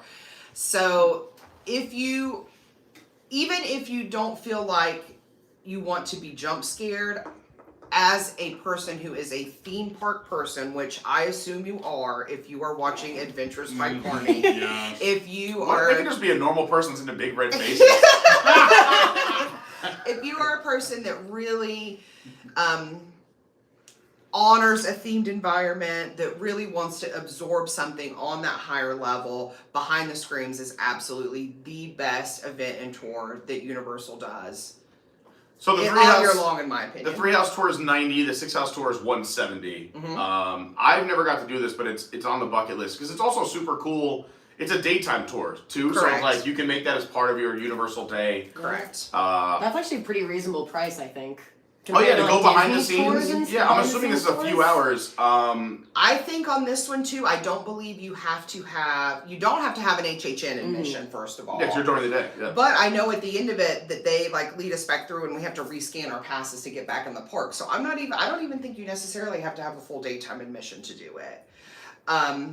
Obviously, pretty ask cool. when you book ahead of time if you don't have a ticket. But Sure, but if I was going to give the recommendation of somebody that says, hey, I'm only coming like one weekend, what can I do to be the most immersed? I would say do a 3-house tour, do it before the event, book like a later one at like 12 or whatever, do 12 to 3 immediately. you would want to do it before. I feel like, I don't know, maybe it's because me and my group of friends, but like I would tell people to do it after they go to HHN. Right. No, I wouldn't do it. Like I wouldn't. I would do go it through on it your and get first day scared first, and then necessarily. be like, all right, how did they get me? Yeah. As opposed, but I know some people are afraid and maybe they want to see it first and then go through. But to me, like Sure. the fun of it is you want to be scared. Sure. Oh yeah. But I see obviously there's some people out there, and I'm also a crazy person. So, but like Colleen and Jordan are like, this sounds amazing because I'd love to go through the haunted houses just without the scares. Yeah. So That's why what they this have tour it. is for. Yeah. That's what this tour is for. You also start off in the Blue Man Group building, which is not utilized for anything else anymore since Blue Man Group is. And there's no Blue Men in the building. No, there's no. It's just the Blue Man Group building now. I guess I'm sure it has a soundstage number. I don't know what it is. That's also where the Nickelodeon bathroom is located. So sometimes if your tour guide's cool, they'll open it up and you can see the slime tile in the Nickelodeon bathroom. That's cool. Still there. You also, Soundstage 18. Thank you, 18. You also get a lot of just like walking backstage. So we've seen everything from Mardi Gras floats under construction, ET ride vehicles being refurbed. E.T. on a bicycle. Yeah, the backstage at the Hogwarts train, because you see a lot of that Yeah, yes. area. So there's a lot of other like fun Universal tidbits that happen. Honestly, my best 2 tips on this are make sure you wear good shoes because You're gonna go walking. I think even on my 3-house, I think I still did like 3 miles or something in that point. And make sure that you are dressed appropriately as well because you are inside the houses for a lot, but then there's a significant amount of walking and physical activity between them. So it's a long day, but it's honestly my absolute favorite day. With that, I also want to say that if you ever do have the privilege to take an RIP or behind the screens, please treat your team members well. They do accept tips. They operate on tips. They love gifts. They love, I make homemade cards for my tour guides every year. Those people know the event better than anything. They're very underappreciated. So I definitely want to put a shout out to all of the tour guide team members because they are the best, the absolute best. Like I said, I've been on 2 of them, and yeah, those team members. I mean, you could see why they're picked. One, they love their jobs. They love doing the RIP tours. They love being in the HHN scene, but they're just also extremely personable. I love finding out fun facts, as a lot of you know, and they just have little tidbits about almost anything you point out. They'll have something, oh, well, reason we did that, or like you said, look at something, take a picture of this newspaper. That newspaper, if you read the fine print, has this, and this, and they are amazing. And they're a lot of fun. They can really make or break a tour, and I had 2 of the greatest tours of Universal ever on my RIP tours. Universal doesn't do cast compliments, so if you ever want to leave a cast compliment for a Universal You team give them member, money. you go on Twitter. Oh. You go on Twitter and What is this Twitter? That old website? or what's it called? X. X. Don't give it to you. It's not X. Twitter. Nobody's calling it X. And the hashtag is UO Fist Bump. And there is a UO Fist Bump account, and they will re-X you. Whatever. They will retweet you, and that is how you can leave a team member compliment. It is not available in the Universal app. I just want to put that out there because they definitely read those and respond Re-X to those. Just a quick little thing. How long is the 3-house tour, and how long is the 6-house tour? The 3-house tour is probably 2 hours? maybe a little longer than that, between 2 and 3. I'm about to say, because which houses were the 3 ones again? The 3-house tour is Oddfellow, Last of Us, and Darkest Steel. It's the 2 tent houses in the parade building. It's the one towards the back end. Correct. All right. That's why she was saying there's a lot of walking. So for those who don't know, the 2 tent houses are all the way in the back of the park. Yes. And the parade building is all the way up front. Correct. By the entrance. So you will, and it's still Florida, even though it's October, it is still hitting 90 degrees every day. Still very warm. Yeah. Correct. The 6-house tour is so long you get an hour lunch break to go to City Walker. I usually go to Today Cafe because that's my They don't provide the lunch?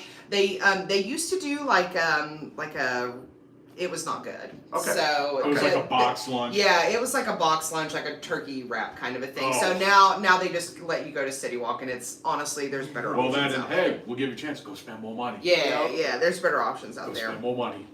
Okay, I know we're over our 1 hour mark. I literally have maybe like 2 other things that I want to say about this year's event in general, and then we can let Melon be our whiteboarding technician, since she's going to be. We'll take a quick little break. the technician I'll of just get you guys a whiteboarding. beverage or something. We'll stretch our legs and we'll come back. But we'll wrap up this little bit and then we'll take a quick break, just a little 5-minute break, and then we'll come back And we'll do house rankings. and we will rank all the houses at HHN and catch up with the chat and answer all your questions as well. Okay, the last 2 things that I want to say are, since we probably won't talk a ton about the show because Nightmare Fuel is an incredible show, this event this year would benefit immensely from the second show coming back.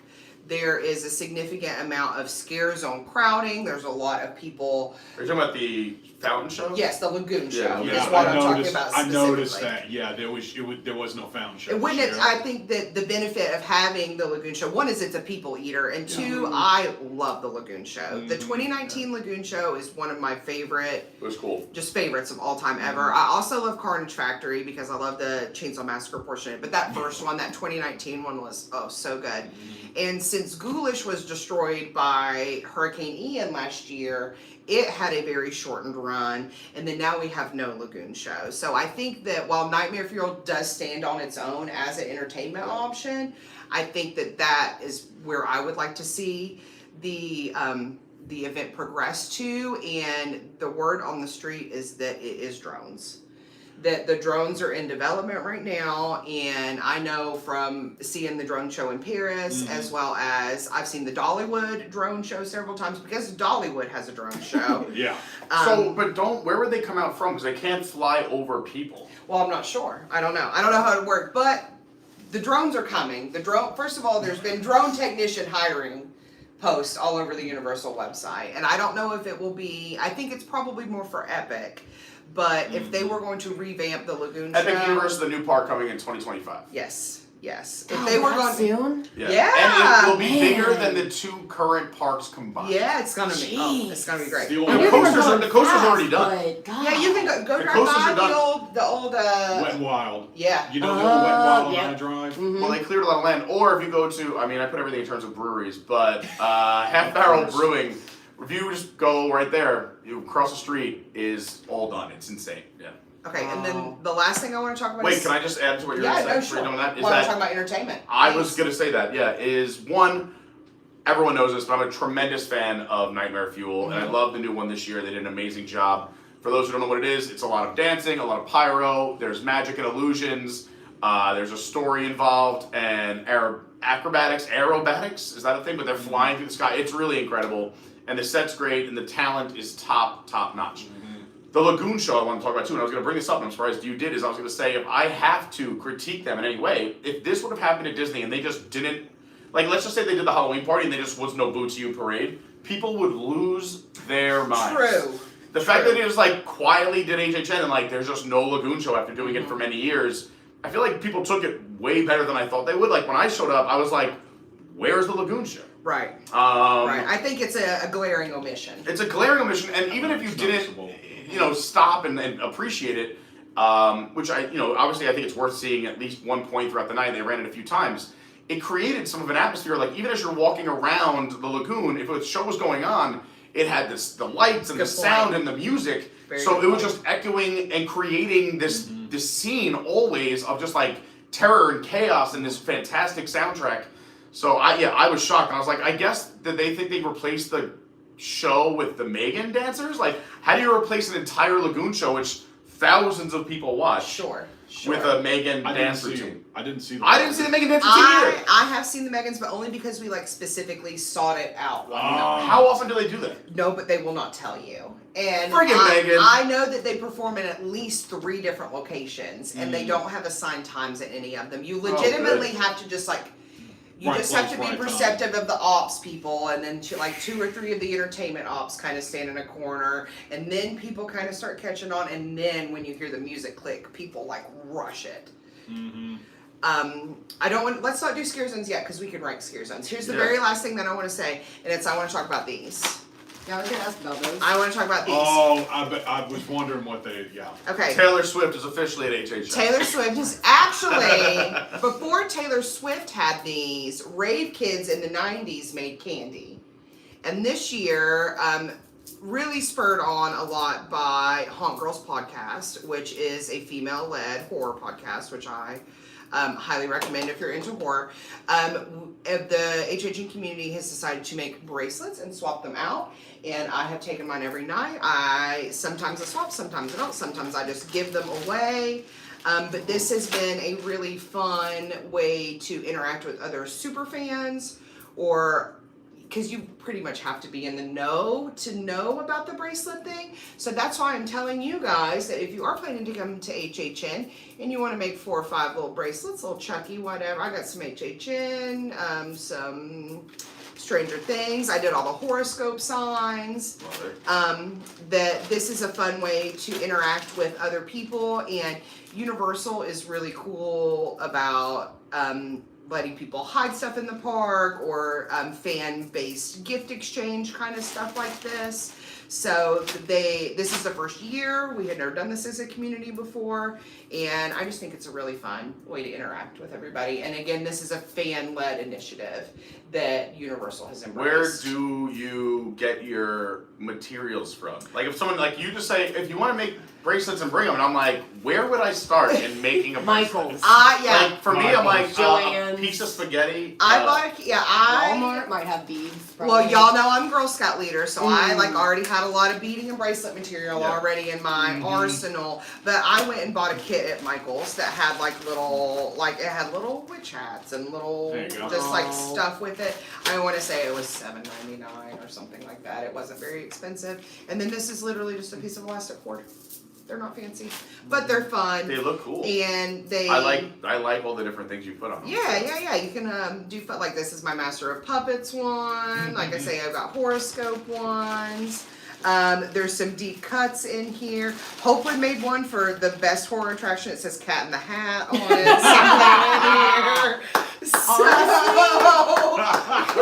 Yes. Cat in the Hat is terrifying. Yeah. It is my new favorite ride at Universal. And you don't have to wear glasses. It's No, great. we take everybody on Cat in the Hat. So that's the last thing I want to say before we get into ranking. I know that We're gonna take a quick 5. We're 30 minutes over where you wanted to be, but that's not It's okay. accurate for us. That's what happens here. We're having a good time. We're gonna take a quick 5. Let everyone else take a little quick 5, and then we will be right back. We're ranking the scare zones and houses for HHN and taking your questions in the chat. So make sure if you have any questions regarding any spooky experiences here in Orlando or HHN or Disney, put them in the chat now, and this beautiful, illustrious panel will be answering them. See you in a little bit. I'm gonna put on music at 3, 2, 1. See you. How do we do whiteboarding? I'll do it right now. Yeah.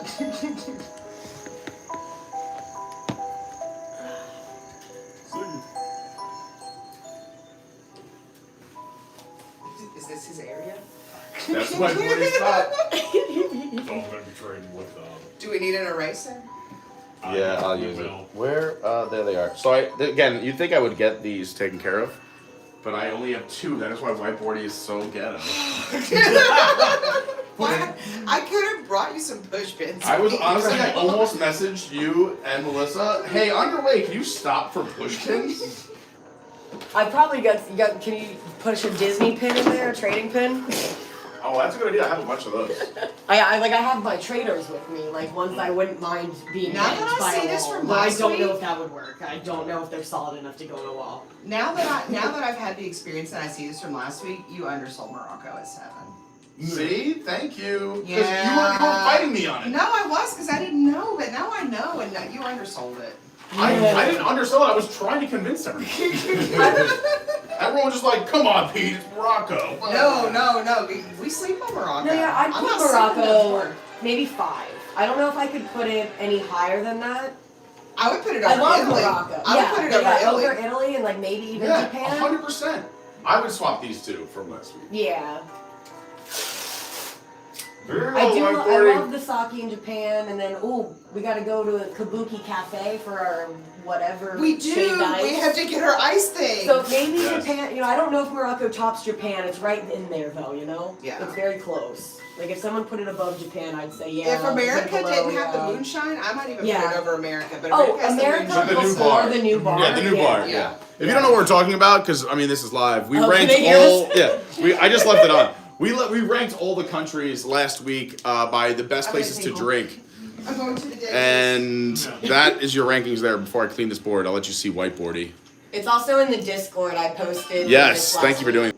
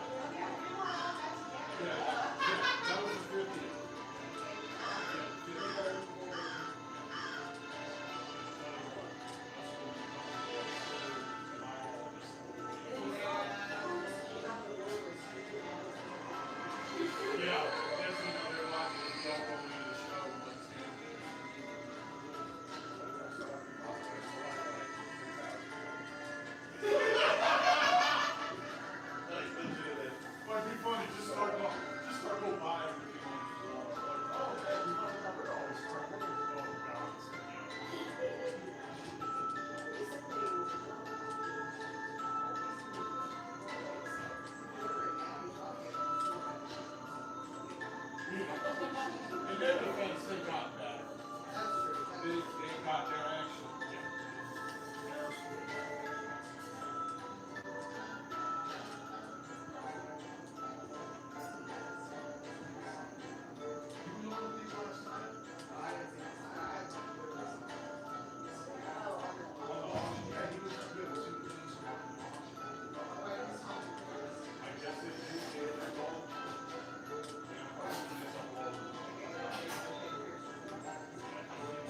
Well, they got rid of them.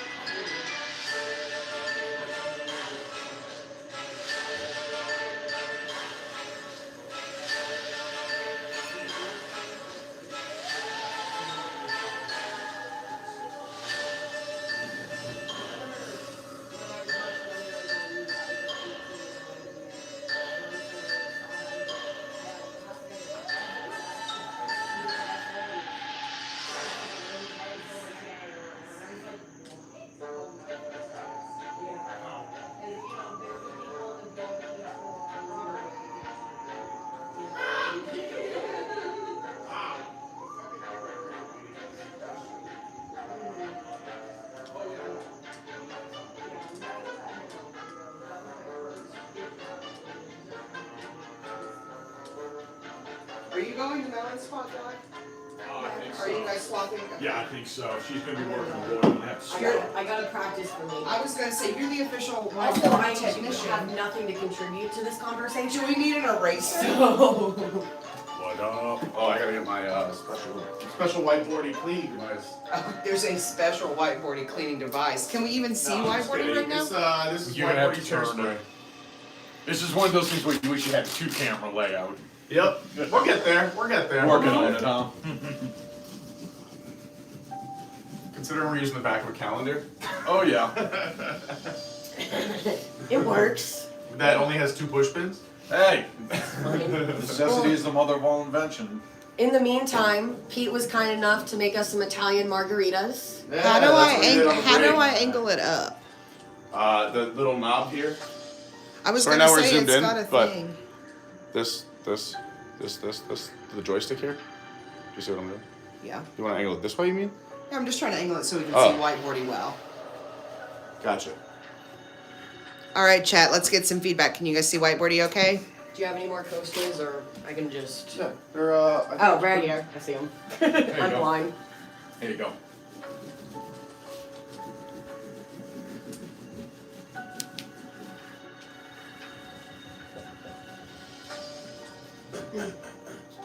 Oh, you picked a good soundtrack, Pete. Nice little Halloween. Oh yeah, I found the Let's go this way a little bit so that way we're not like right in the door. the Universal podcast. Did you check any of those ones out? Yeah, I listen to those No. every single time. Well, no, the ones for the houses. Oh yeah, of course. They're great. I even listened to the Spanish one. I don't speak Spanish. I was just trying to get some additional context out of it. I don't know. Well, it was the same. It was the same damn thing, only in Spanish. yeah, it was, but I didn't know. But it sounded very sexual. Alright. We ready for some whiteboardy action? Let's see if I can find a marker that works. It's whiteboarding time. It's whiteboarding time. It's whiteboarding time. It is time for whiteboarding. By the way, this is a theme song. It's Oh, God. It's actually the Tuna Master of Puppets. So. Oh, good. This is not working great, but I'll say blue. I'll just keep switching out. alright, the blue works pretty well. Yeah, I'll just leave them all for you. Yeah. There you go. Alright, welcome to what we normally would say the second hour, but it's 1:48. Sure. Close enough. If you're enjoying it, please hit that like button. It really does help. Is this me? No. Or is that one me? This That one? one's me, okay. It's cool. We're not sick. It's fine. We're all good. We're It's good. cool. We're not sick. It's fine. Alright, so for what we're going to do now, there are 10 houses as we explained Yes. previously. And there are And 5 five scare scare zones. zones. So we're going to rank them for all of you from our experts around the table. Melon and whiteboarding will be working together over here. And we will be ranking them over here at the table. So, just to put them out there. I mean, should we just write them up there and then we'll start like messing around? Maybe on the left. Yeah. Is we have The Exorcist. Wait, let's do scare zones first. Okay, we're doing scare zones first. Go Because ahead. there's less, so it'll be faster. So quicker. your scare zones are Dark Zodiac, Jungle of Doom. Hang on, I don't catch up. Oh, sorry. Uh-huh. Shipyard 32. Vamp 69. And the opening scare zone, which is just like the Oddfellows scare zone. I don't know what the official name of it is. That's really bad of me. I think it's called Oddfellows, Twisted something. We'll Well, call no, that that's the Oddfellows. No, the scare zone has Oddfellow in the name of it too. It's basically the entry It's one. Oddfellows Collection of Horror. Collection of horrors. Thank you. You have Dark Zodiac.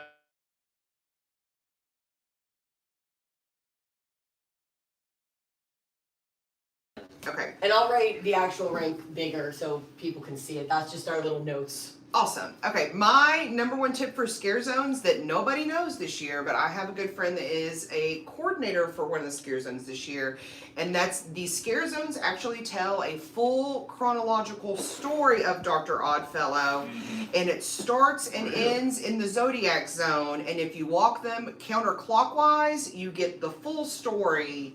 in chronological order. You start in Dog Zodiac, you go to Jungle of Doom.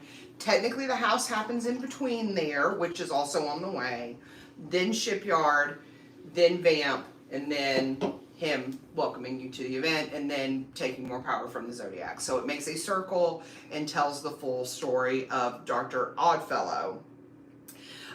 With that being said, a lot of my Scare Zone thoughts this year are based not only on what the Scare Zone is, but also the individual location of the Scare Zone, because I think that really helps some Scare Zones and it really hinders some other Scare Zones. So with that being said, my number 5 this year is Shipyard 32. It is my least favorite Scare Zone this year.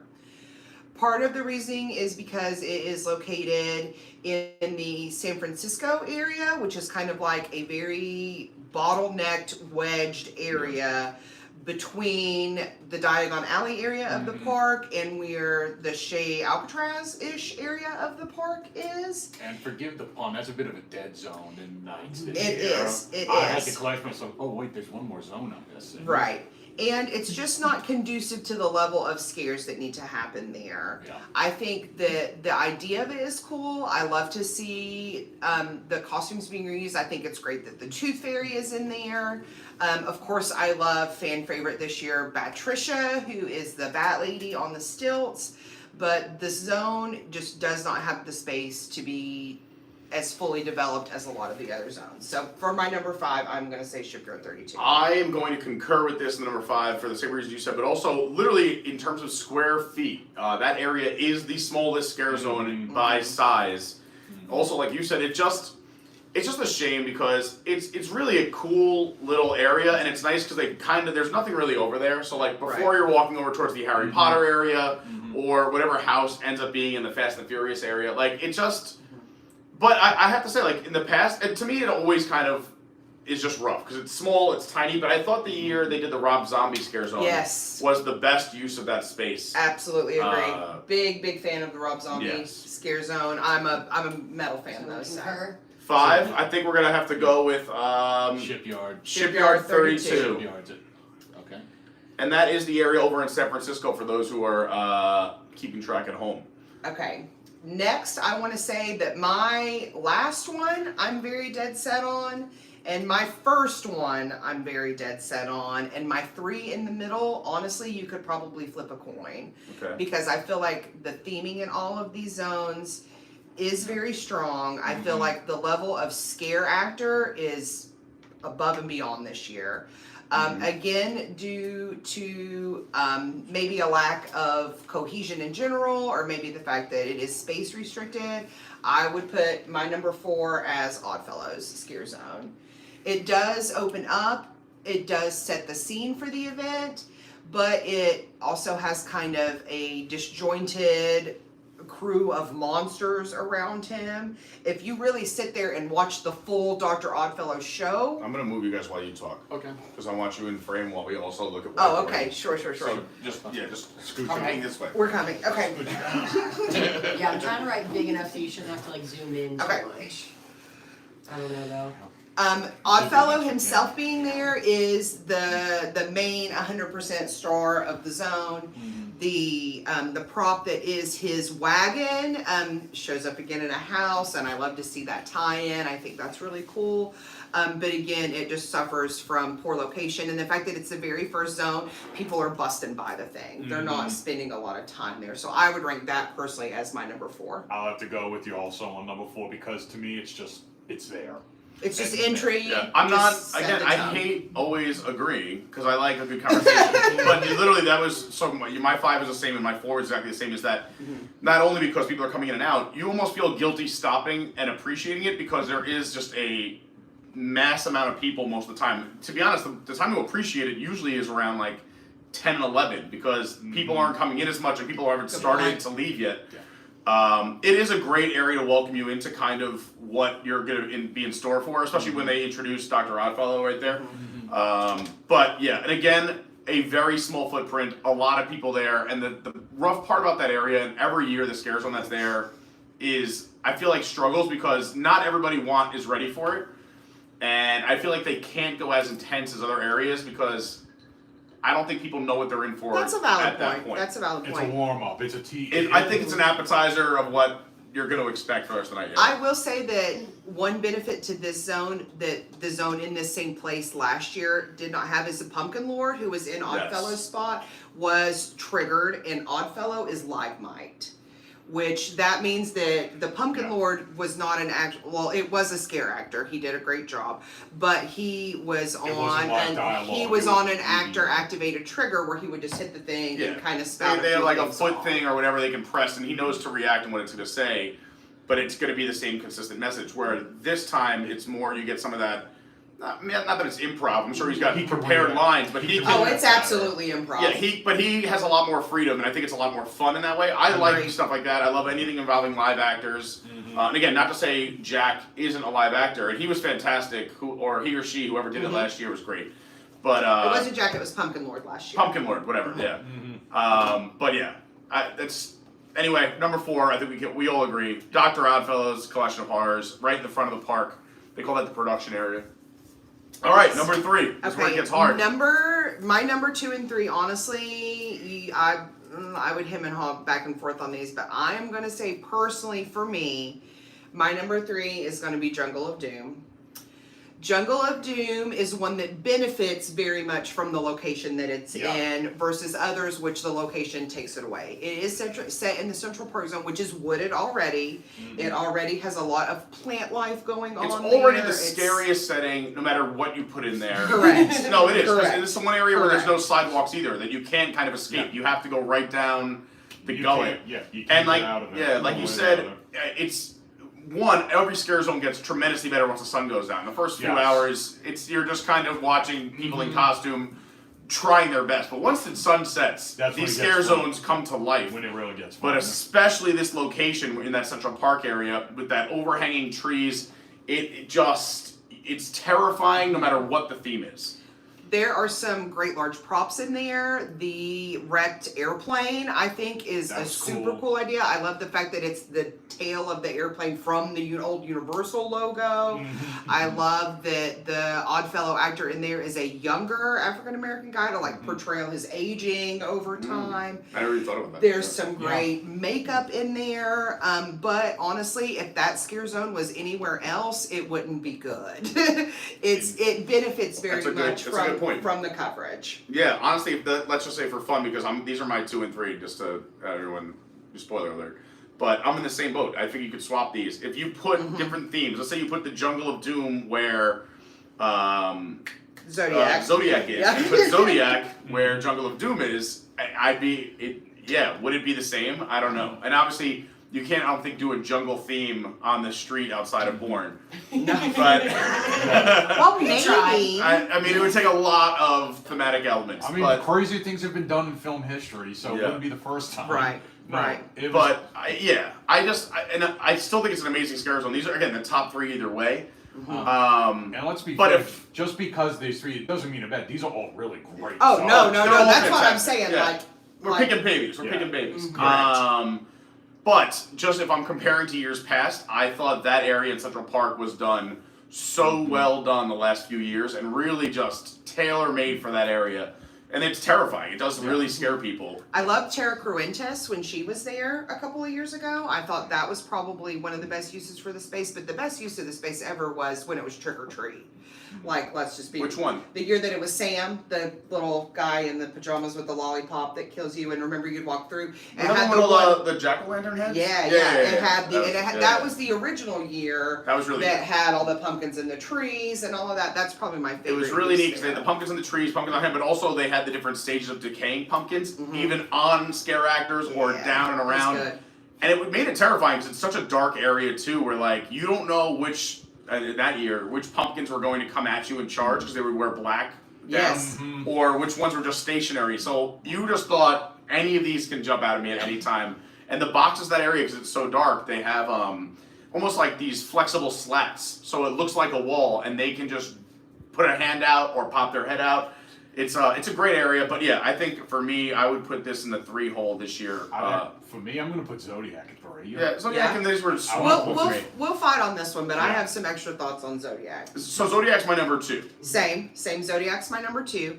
Zodiac is another one that benefits from the space that it's in, but the reason Zodiac gets the bump from me at 2/3 is because Zodiac is the chainsaw drill team this year as well. Yeah. So you Fair. get a Fair. you get a double set of scare actors in there. Not only are you getting the Dark Zodiac scare actors, which, let's face it, guys, those are the costumes this year. Oh yeah. The costuming and makeup in Dark Zodiac is the best at the event.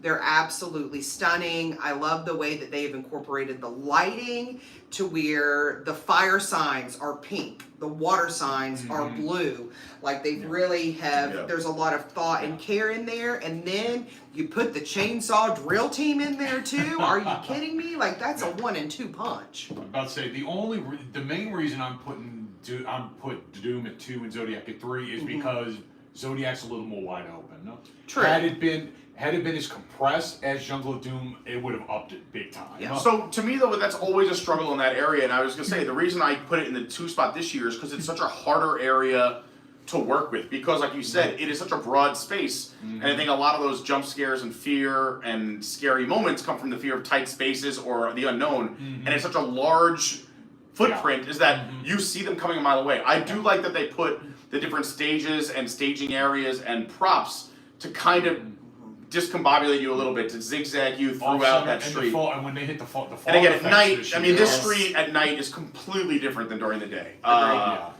But I do, and again, the reason I'm putting it in the number 2 is because of those struggles and challenges, the fact that they're still able to pull it off. I love how fast they come running at you. I love that from popping out from just like a little stage in the middle of the street, just around a corner, like, hello, like, you're like, oh, hey, like, Gotcha. and it's just a different array of so many different characters this year in that one area, is that it's not like you're getting the same sort of costume scaring you every time. There's a few different elements, so it's almost like you have multiple scare zones packed into one. Yeah, agree. So that's why I put it 2/3. And I'm a chainsaw girly. I love a good Chainsaws are great. chainsaw. Chainsaws are great. lore. Charlie. I miss when they had the chainsaws in the Simpsons area. At Springfield. That sounds awesome. It was great because they were fun. It was almost like punk kids with chainsaws. Yeah. Like you would think like a scene out of like I don't Creepy know. clown kind of a vibe. Yeah, or like Fuller from the Mighty Ducks, like just with a chainsaw just popping out. It was fun. But yes, the only reason normally jungle area or that area in Central Park would always be way high on my list, if not number 1, is that because I've seen it be so great. That's why I put it in the Agree. first spot. I Again, completely that's agree. a personal taste. Yeah. To me, like you said, to me, scary is the enclosed. Yeah. But there's in your face, nowhere to go. Yeah. Sure. And those are very interchangeable, 2 and 3. Yeah. I mean, 2 after and 3 I think after are this the trip on highest. Wednesday, I might change it again. Who knows? But I mean, I'm glad to see with number 1. I think that we're all in agreement. Oh, it's Vamp. It's Yeah. 100% Yeah, Vamp. that was such a cool, unique zone. I've never seen anything like that before. Vamp is the vibe. Well, actually, Vamp. This Vamp is a trilogy now. So this is Okay. the 3rd iteration of Vamp. It started off as Vamp 55, which took place during a high school homecoming parade, where zombies took over. And then in oh my gosh, I don't remember when 85 was. I think it was 2019. Was Vamp 85, which also took place in the New York zone. Yeah. It happened over it happened over New Year's Eve between 1984 and 1985. That was a good one. I like that. That was fun. And this is the 3rd iteration of that, which takes place at a New York music festival set in 1969. Which they probably cannot say for They can't- proprietary things. You can't call So- We can say it. It's Woodstock with zombies. It's great. They're not Vampires. zombies, they're vampires. Vampires. Which is why I like it, because it's specifically that era, it's such a the Yes. contrast. Exactly. It's just so the violent blood sucking against the summer of love and peace. It and is. everything. It's so much fun. I was gonna say the same thing. What's really cool about the Scare Zone is that it can be scary if you want it to be, but it can be so much fun if you want it to be. The 100%. music they're playing was Yes. was perfect. The intentionality with the audio tracks that they pick in that area every year. 85 was another Yeah, good example great, of this, yeah. where they really pulled the top 40 on New Year's Eve of 1984, and they've done that same thing where they pulled the festival music that was appeared at Woodstock or happened. We're out. There's Yeah. nothing that's not within that time Yeah, period. so happy and cheerful. Yeah, and you're- next thing walking through, someone could rip you. Right, right. It's like Beatles Get Back or Sweet Caroline while like a Yeah. vampire's killing you. It's Yeah. it's the Perfect. most fun. It's the best one. Also, this is where most of the food booths are, and there are a lot of the bar and drink tents there as well. So I definitely recommend getting your Also- Surfer Boy pizza, your Yeah. cordyceps corn dog, and Also, parking it. that's one of the really popular stay and scream zones. Yes. If you do stay and scream, that's Are we like- super zoomed? On you, but luckily it's on you. Oh, that's where I did my Stream on Wednesday too. We're reloading. Are we back? Yeah. Are We're we back. good, guys? Yeah, I mean, they heard everything, we just zoomed. Yeah, Pat said, yeah, it just zoomed strangely on its own. Sometimes the camera just has a mind of its own. Totally agree. Also, just since we're talking about it, Wednesday, if you do want to join us again, there's no sign up. You don't pay to hang out with us, but we are meeting at Finnegan's at 3. So yeah, sometime between 3. We'll probably be there for a while because we're gonna do the stay and scream. So if you want to meet up with us between like 3:30, we're by Finnegan's, and then we'll be doing HHN that night. It's gonna be a ton of fun on Wednesday. So Yes. come join us. Come say hi.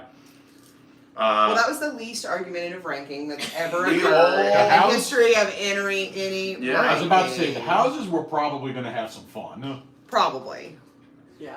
give Also, me- I've only gotten through 8 of them, so I'm Ooh, gonna. I okay. think, knowing from the popular opinion, I think we're going to be starting with a disagreement. Yeah, I've done everything multiple runs at this point, so I've got I went through all 10 myself, so I've been through them. This is my weakest September. Normally, like this time the last 3 years, I could say I've done every house 10 times. This year, I've just been too busy. So you guys will all be deferring to you for a lot of this. Okay. I will say too that between houses and zones, this is a house year, much more than it's a zone year. So I have much more of like a tier list per se than a ranking list. Yeah, and that's the thing too. I mean, outside of really one, for me, all the houses are exceptional this year. Yes. Yeah. Outside of just one. Like I say, I kind of stuck it in tiers, and I've been more thoughtful over it since I known that I was coming here to do this show, where I was like really kind of trying to put some additional thought in. She's the best. To things and do some extra runs. And me and Doug are gonna fight right off the bat because I'm gonna put The Last of Us at the very bottom, and this is why. Wow. This is why. Wow. This is why. If they didn't have the fungus clicker people, this would be a Walking Dead house. It feels like a Walking Dead house. The scenes are extremely similar to a Walking Dead house. Let me also preface this by saying, while I am a gamer, I did not play Last of Us, and I think that that's the separation. You either get it or you don't get it. It doesn't translate well for people who aren't familiar with the IP. Well, spoiler alert, Last of Us, it's a zombie game. The only difference here is the source. If you notice from the food booths, it's mushrooms. It's poison mushrooms. Yeah. I was gonna say, so I'll redo the description for the house just so you guys want to talk about it. So, Please. for The Last of Us, you and your squad will encounter the haunting and overgrown world of Naughty Dog's video game in a brand new, terrifying way as you make your way through an abandoned Pittsburgh, which already is terrifying. Join Joel and Ellie, and don't make a sound if you want to survive clickers, hunters, and more. No matter what, keep finding something to fight for. Well, fun thing too with the Pittsburgh, y'all know who's from Pittsburgh? Pretty? Well, no, I'm talking. Fun. Since we're in zombies, there's a pretty fitting reason for why it's Pittsburgh. Okay. George Romero's from Pittsburgh. Oh, He did his career. okay. He filmed the first two, Night and Dawn, were in Pennsylvania. The Mall is in Dawn of the Dead's in Monroeville. So that's why when you talk zombies, a lot of it's going to be Pittsburgh because George Romero's. I would give it a point for that. This is why I personally have it ranked last, though, and I want to start with the queue. This is, in my opinion, the most brutal queue line.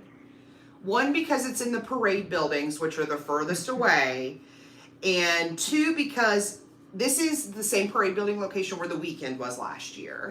Which, if you were familiar with the Weekend, that was party atmosphere. People were in the queue line singing along, doing the TikTok dance. Like, it was Also, very much. the year before that was the television show, right? The Netflix Haunting of Hill House? No.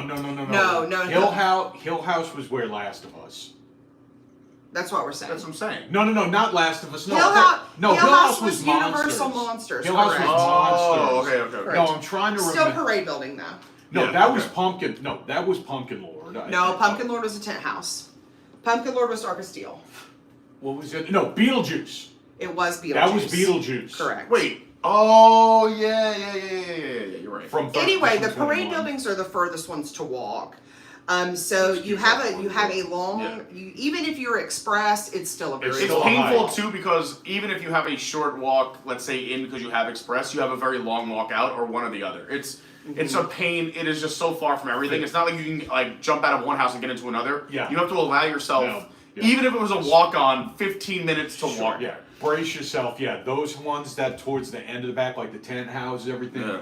Those queues are an absolute flippin' mess this In year. comparison to the weekend, which was the same queue in the same building, I felt like I would stand in that weekend queue 10 minutes. Because the party atmosphere, Well, they wasn't put that the supposed- party lighting. Wasn't that part for the course though? That was the theme of it anyway. But this year, they only play like maybe a 30-second clip of that acoustic, which is the intro to the game It's the music. game. It's Well, in theme. It's the theme, yeah. But it's sleepy, and it makes it drag because the loop is very short because it's from a video game. It's not intended to be a full length album, and it's just very repetitive. The queue for The Last of Us is 1,000 times more brutal than it was for Weekend.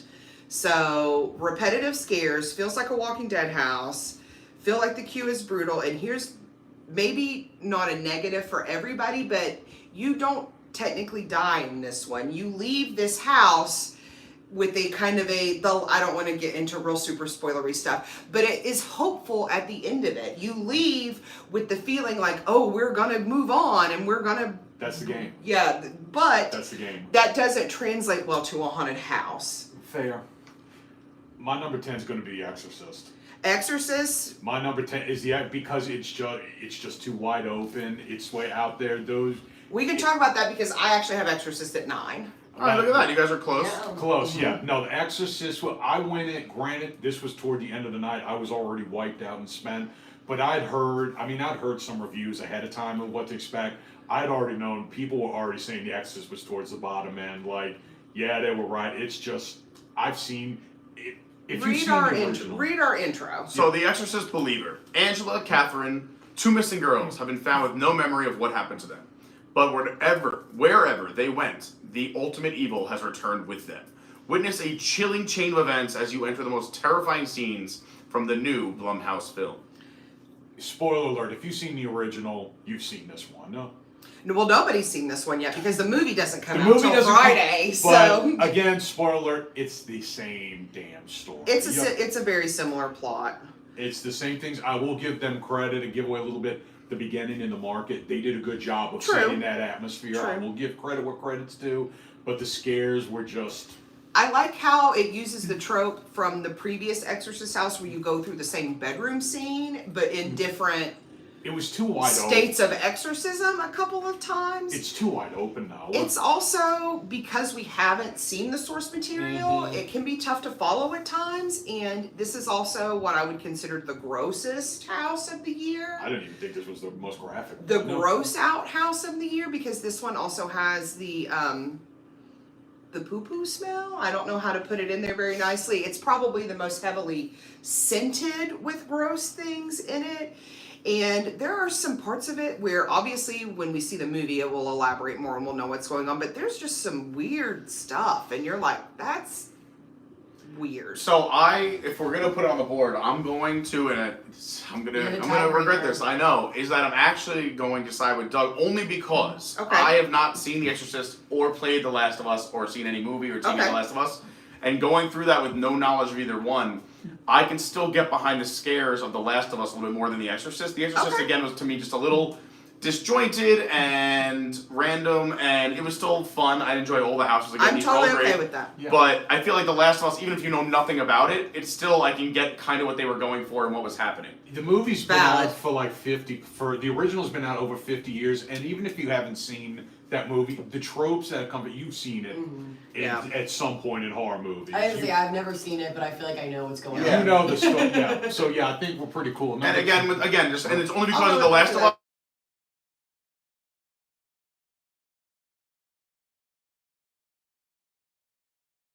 Us. So I don't even Last of Us that high. Oh, yeah, so- Look, I have Last of Us mid-tier. I'll well, what was your raise it 9? once we What was your go, 9? yeah. So number 9 for me, I gotta go over this here for a second. Or what Number was 9, your 8? Well, no, number 9 Okay. for me is good. Well, yeah, we want to do 9. Well, I'm just. We gonna could go- do my number Well, I just 8. want to see if they're close, because if you guys are Yeah. close, then I'm going to So just play I'm off probably going to be different. Number 9 for me was Stranger Things. My number 8 is Chucky.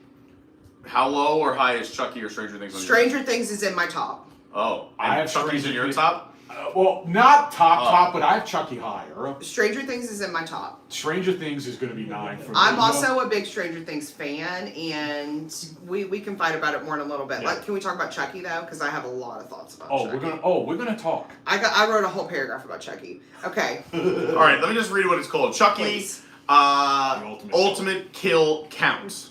Chucky's back for even more carnage. Chucky, the serial killer doll, is back for a new gore fest. He's hijacked his own haunted house with all kinds of bloody hijinks. You and your friends must try to survive his ultimate kill count. Okay, Randy? this, in my opinion, is the best of the worst. I think that the This is your number 8. This is my number 8. Okay. Scare actors sell this house for me. This house, in my opinion, first of all, it's in the Fast and Furious Q zone, which in previous years have been Blumhouse houses of 2 houses put together. Yeah. This is double the space for Chucky in an area that I just don't feel like it's a good use of space, basically. I feel like in previous years, specifically Blumhouse house last year, where we had Black Phone, and what was the other one last year? Freaky. It was Freaky. That it almost had like a midnight double feature kind of a vibe, where you got one movie and then a little outdoor break, and then you got another Yeah. movie, and it really utilized that space to the best of its ability. This feels extremely long with a lot of, I don't want to say dead space, because there's, different kind of gag type scares, but there's not a lot of scare actor scares in this house. Also, I said I wanted to say earlier, why do we have a screen heavy HHN house? Why are there there's at least a dozen television So this screens is in Chucky this is one of the house. ones I didn't get to do. Okay. So that's why I was curious about it. But because when you said the screen thing, I'm like, I don't really remember too many screens, but it's the No, Chucky. they're in the house. They're in the house because it shows like a clip of what the scare from, because this is based on all Chucky canon of ever. It's the whole franchise. But the primary kills from this house come from the sci-fi show that's happening, which is actually a very good show. The dishwasher kill, one of my top kills this year. They had a couple from the movies. Yeah, the bathtub the bathtub with Tiffany. Tiffany's death is in there. I don't remember. I can't remember. They didn't have the asylum, did they? No, Asylum is not in there. All right, yeah. The priest blowing up is from the sci-fi show. The dishwasher kills from the sci-fi show. The doll parts kill is from the sci-fi show. But I don't necessarily need to see like a TV clip of it to get the kill. Like, I just want to be able to experience the kill. With that being said, there are some highlights in Chucky. The first Chucky that appears is not a puppet. He is a full animatronic. Which they didn't have to do that. They did that for us. It's a good animatronic at that. It's really lifelike. It is. Now I kind of want to see this. It is. It's worth going check out. Admittedly, I'm a Sure. Chucky stan, so that's partially why it's a little higher for me. Sure. I will say that the puppets in this house are not even the best puppet at the event, which I will tell you what the best puppet at the event is after a while. And if this is where this house needed to be. It needed to be in the Shrek building.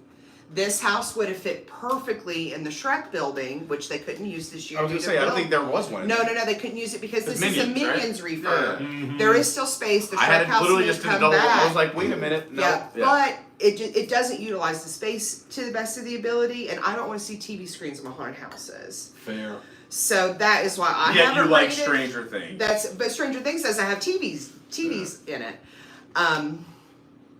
So that's why I have it rated in my bottom tier. But again, I consider Chucky to be the best of the worst. Okay. So right now, I think Let's where we're see. at is Well, We haven't exactly decided on Last of Us. I wrote that in prematurely. well, that's so we're fine. kind of talking about Last of Us and Chucky, I think. Or what was the other one? What was your bottom one? Yeah, your My other bottom one, let me see that. My number 9 was Stranger Things. Yeah, Stranger Things came up. Although I will say, so Stranger Things I can argue for or against. Like if you were like, hey Pete, pick one out of a hat, I feel like I could argue it either way. If I want to say it's on the low end, I'll say it's because to me there is a lot of, and again, I'm someone who's never seen Stranger Things, so I'm basing this only off the houses Okay. every year going to the houses only. Yeah. Is that to me it's a lot of repeat things or thematic elements, and I guess it's the same franchise, so there's going to be that. Sure. So as someone who hasn't seen the show, I guess if you've seen the show, it must be very exciting because you're picking up more things is. from the show. It is. But as someone who hasn't, to me, I'm looking at a lot of similar things from years past, but still enjoying the house very much. So I think it's a fantastic house, and I really love going through it. It's something I make sure I do every year. But also, since I've never seen the show, it does feel a little bit repetitive. To that, one thing you may not pick up on, in my opinion, I think that Stranger Things is the best cast this year. The scare actor that's Robin, dead on. The scare actor that's the human Vecna, like that could be that actor. Avion cast as Lucas, it's perfect. Yeah. He's a perfect He loves casting doing it there. too, yeah. The casting just really blows that Stranger Things house out of the water Fair. for And me. again, because I've never seen the show, I don't know how dead on they are. I'm Yeah. just looking at them from an acting perspective as a character that I've never Yeah. seen before. So it's like Yeah. going to a Broadway You musical. can let Avion know that Lucas is him is just like I'll chef's have kiss, to it's save great. the clip and send it to him. So yeah, I'm okay there. Let's before we go a little deeper, is like let's see if there's any other similarities. What's like anything that you guys match in the bottom 5? What else would be your like? What's your bottom 5? Okay, my next, like I say, I did tiers. So my Yeah. bottom tier is Chucky, Exorcist, Last of Us. And then if we're going to get into my middle tier, I'm going to go Blood Moon, and I'm sad to say that.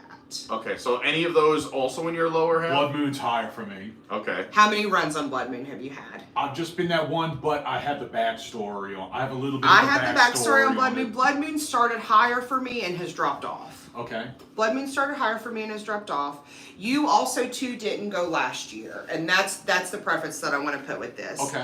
Blood Moon was put together by the same Universal creative that did Dead Man's Pier last year. Oh, my favorite. Yes. And Dead Man's Pier was a house for me when it doesn't click for me every house, but I have an emotional, like, this is like I get like this is my Horror Nights night, like on that opening night, and that was Dead Man's Pier for me last year.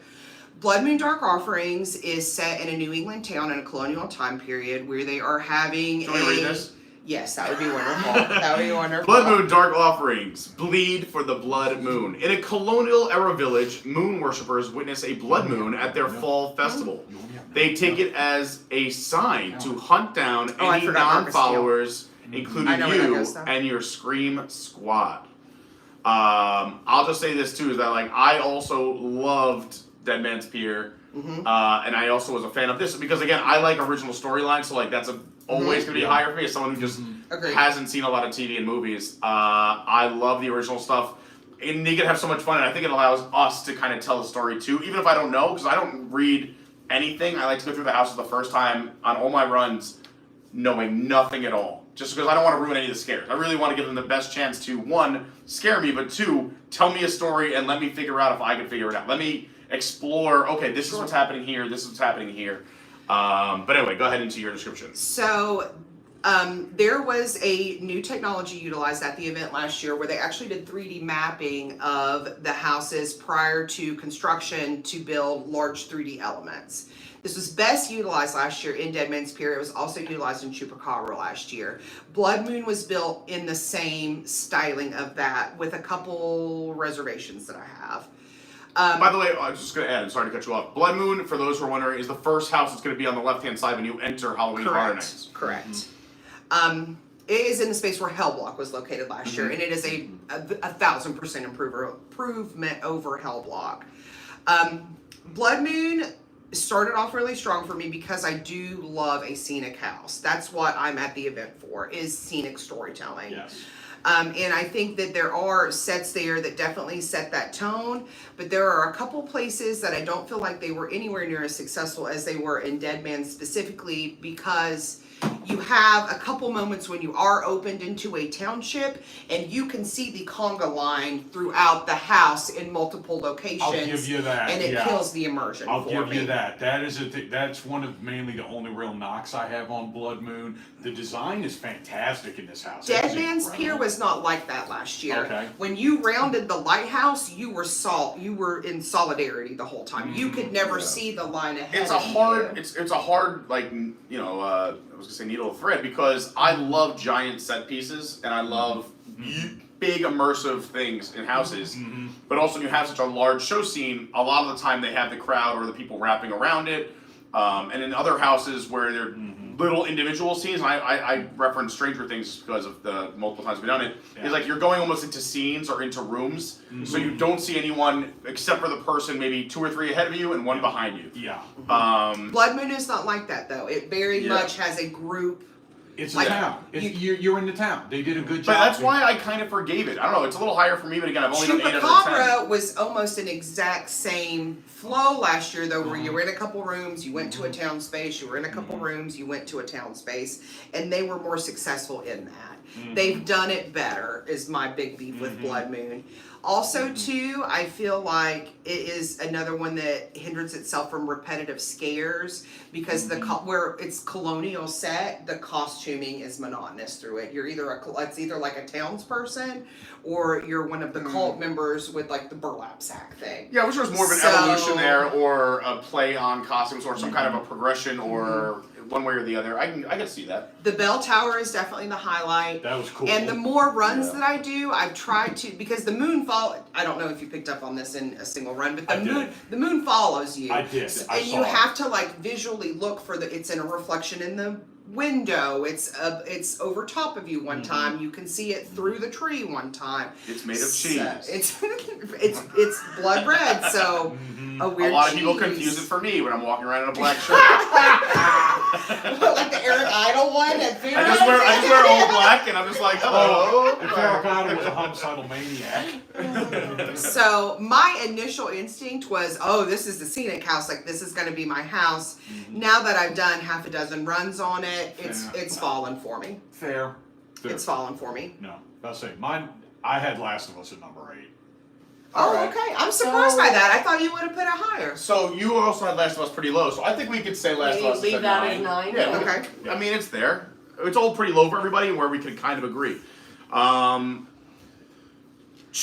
All right, maybe before, because we talked about a few, and the middle we might argue about. I'm going to switch it up a little bit, not saying we're going to declare a winner, but like, Okay. can we agree in certain tiers or areas where do you guys have similar 1s, 2s, and 3s that are up top that we know we could save? Well, Okay. let's compare notes here.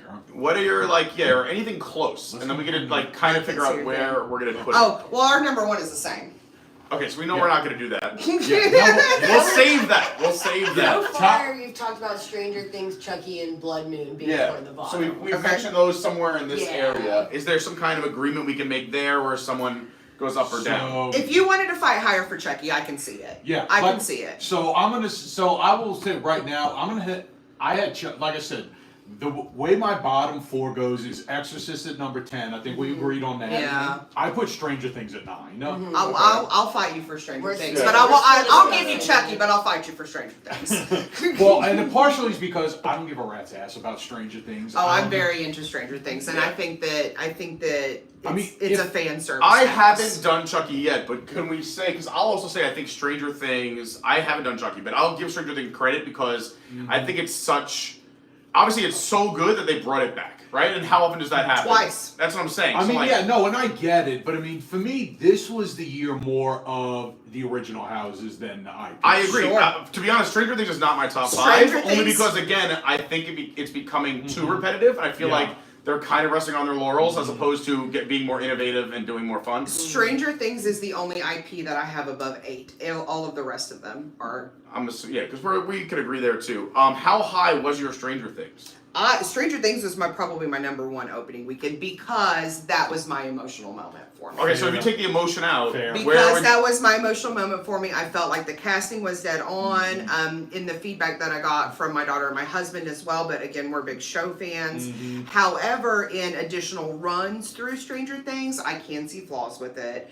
I do think that the Vecna room is probably a little too cavernous. I think they could have done Dustin and Eddie's scene. I don't want to get real spoilery. By the way, this is Stranger Things 4, Try to Escape the Curse of Vecna. You'll need your squad to resist Vecna's gruesome curse. Like 11, now's your chance to stop him once and for all as you take on the scariest season of Stranger Things yet. I don't think it's a number one, but I would solidly put it at a 3 or a 4.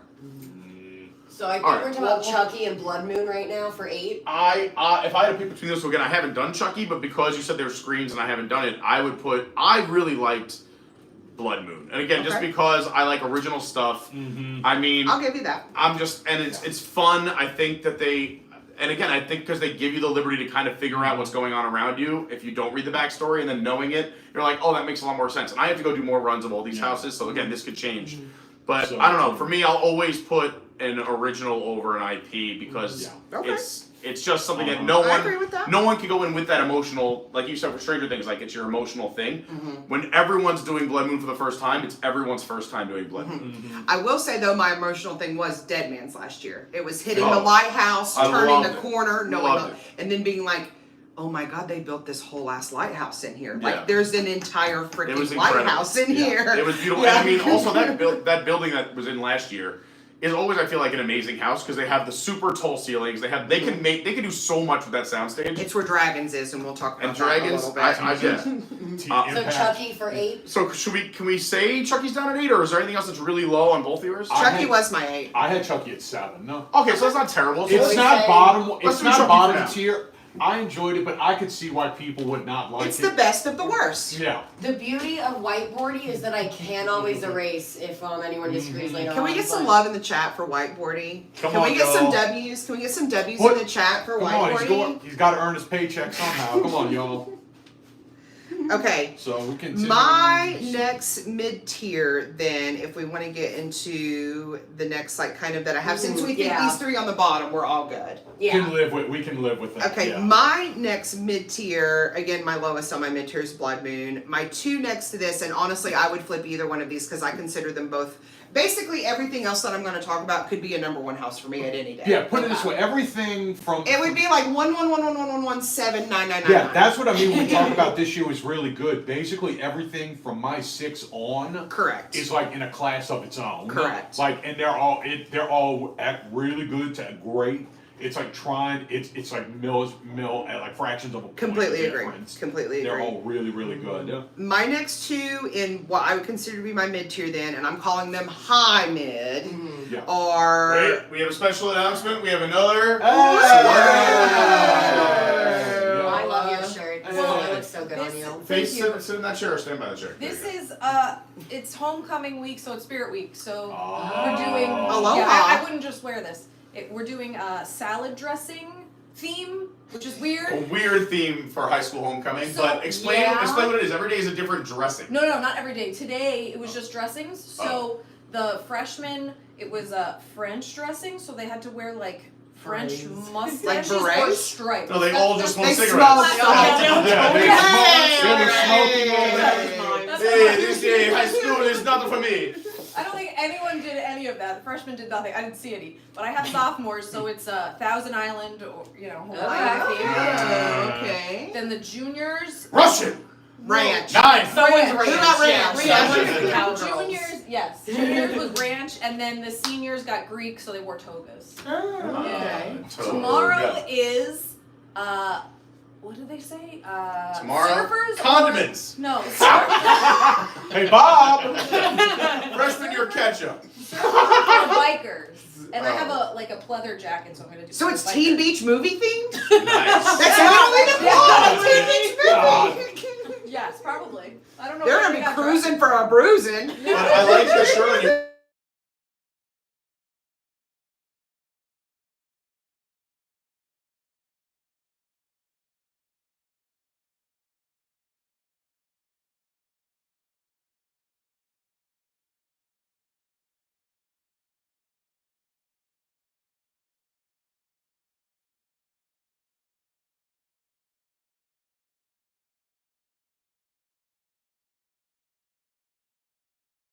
inches larger. Oh, good lord. Okay. Ross, you're cool We're too, talking but about Ross- people killing each other and spooky stuff. You're just Love in time. that. Peter wanted to say an announcement about this shirt though. Oh, I just like that you're wearing so that's actually my dad's shirt and he had that Oh. my entire life. And he That's wore it. amazing. I can't Yeah, wear so it like anytime this. we went to any luau or anything, my dad would always rock that shirt. I've worn it to a bunch of luau's. I've had it. I mean, it that says shirt. Bahamas on it. Yeah, There you go. I honestly have. That shirt is from the. Bahamas. I want to say no. I'm thinking of a year, like at least early '80s, late '70s. Nice. Like, Oh, yeah. wow. Is this So yours? that shirt, no, That's mine, not. but you can I'm have a weird. sip if you want. Oh, yeah, I want to figure out. It's an Italian margarita. Definitely yacht rocky. I can't believe we made it this far and we Oh. haven't had too bad of you a fight used the yet. limoncello in there? Yeah, All of it? there was only a drop left. I know. I'll buy you some more. No, no, it's okay. I asked for it. You're allowed. All right, we're talking Halloween Horror Nights, so get out. No, these are all props. It's peanut butter. Brandy came and Oh. she did the set. I brought set preparations. dressings. Dressing! Set dressing. Oh, God. And full circle. See you later. I'll see myself out. Okay, we're moving feel on free to to our come middle back. tier. I have nothing to contribute. Me neither, hence why I'm on the Okay, way. middle tier. Here's my two high mids. My two high mids, and I don't have like a specific number on either one of them. I will argue both of them. Are Yeti and Monsters. Sorry, Chief Leaf. Same me. Same? Same to me. No way! Sorry, again- we're not gonna fight again. Well, no. No. So I'll actually say I liked Yeti more than Monsters. I liked Yeti a little more than Monsters too. I had Monsters just barely over Yeti. It's like they were so This close. is another one though that I really intentionally took multiple runs on Monsters because the first time I did it, I was like, I didn't get it the first time that I did it. So it Okay. was one that I took multiple runs So this on. is Universal Monsters Unmasked. 4 Universal Monsters, 1 new nightmare. Descend into the Paris catacombs, where you and your squad will face a new horde of monsters. Dr. Jekyll and Mr. Hyde, the Phantom of the Opera, and the Hunchback of Notre Dame, and the Invisible Man.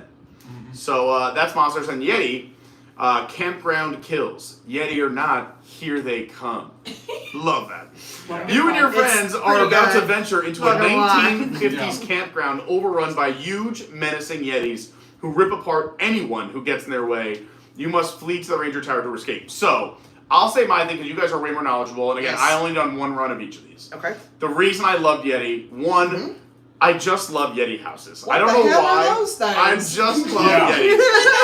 Yeah, I'm just a fan. This And is two, true. the 1950s campground aesthetic is just Uh-huh. like so perfect Yeah. for horror, but also nostalgia. Like for Agreed. some reason, you feel like you've been here before, but like you haven't. Agreed. You've seen it in pictures If or you've something. been a Cub Scout, it's like every bad Cub Scout For campground. sure, Yeah, for sure. and Or it's- Girl Scout. Yeah, or Girl Scout. Yeah. Yeah. It's just fun. I think the aesthetic's perfect. And again, I don't know if I put it as the scariest house, but I loved it. I think it's fun. It's the goofy house. It this is- year. It Yeah. is. It's the comedy house of this year. My favorite thing about Yeti specifically is that this is an expansion into the Yetiverse. This is also the third installment that we have of Yetis. Also, the houses are so cold and it's glorious. Yeah. That That especially that on a hot adds points ass- for me Yeah. on hot nights. Ooh. I just sit in there and I'm like, I will walk. Not the tents, but the sound stages. The yes. sound stages. This is how I walk through those houses. Oh, sir, Like- move along, sir. Keep moving. Yeah, I'm like, I'm sir, going as fast as I can. I'm like, Sir, move. I'm like flapping my arms and trying to cool off. Like, let me get some AC. I'm Sir, taking my move- shirt off. Move along. Yeah. Okay, so backstory on the Yeti House. This is the third edition of the Yeti verse, Yes. which I think is a funny term because none of the actual cryptids that they've utilized so far have been Yetis per se, because Yeti inclines that it is of Asian descent. But I did not know that. yeah, but they call them Yetis overall. It's just like this overarching term. It's stuck. So Yeti officially started in the year that I have on tonight, 2018. It was featured in Slaughter Cinema as a scene called Swamp Yetis. So that was the first time that we saw the Yetis, and that was kind of the breakout hit from the Slaughter Cinema house. So then we got Terror on the Yukon Yeti house, which was abominable. So first of all, the Swamp Yetis are not really Yetis. Yeah, They're that's from Sasquatch. Florida. They're Swamp 8 is Swamp 8, apparently that's what it is. what they call them in the Everglades.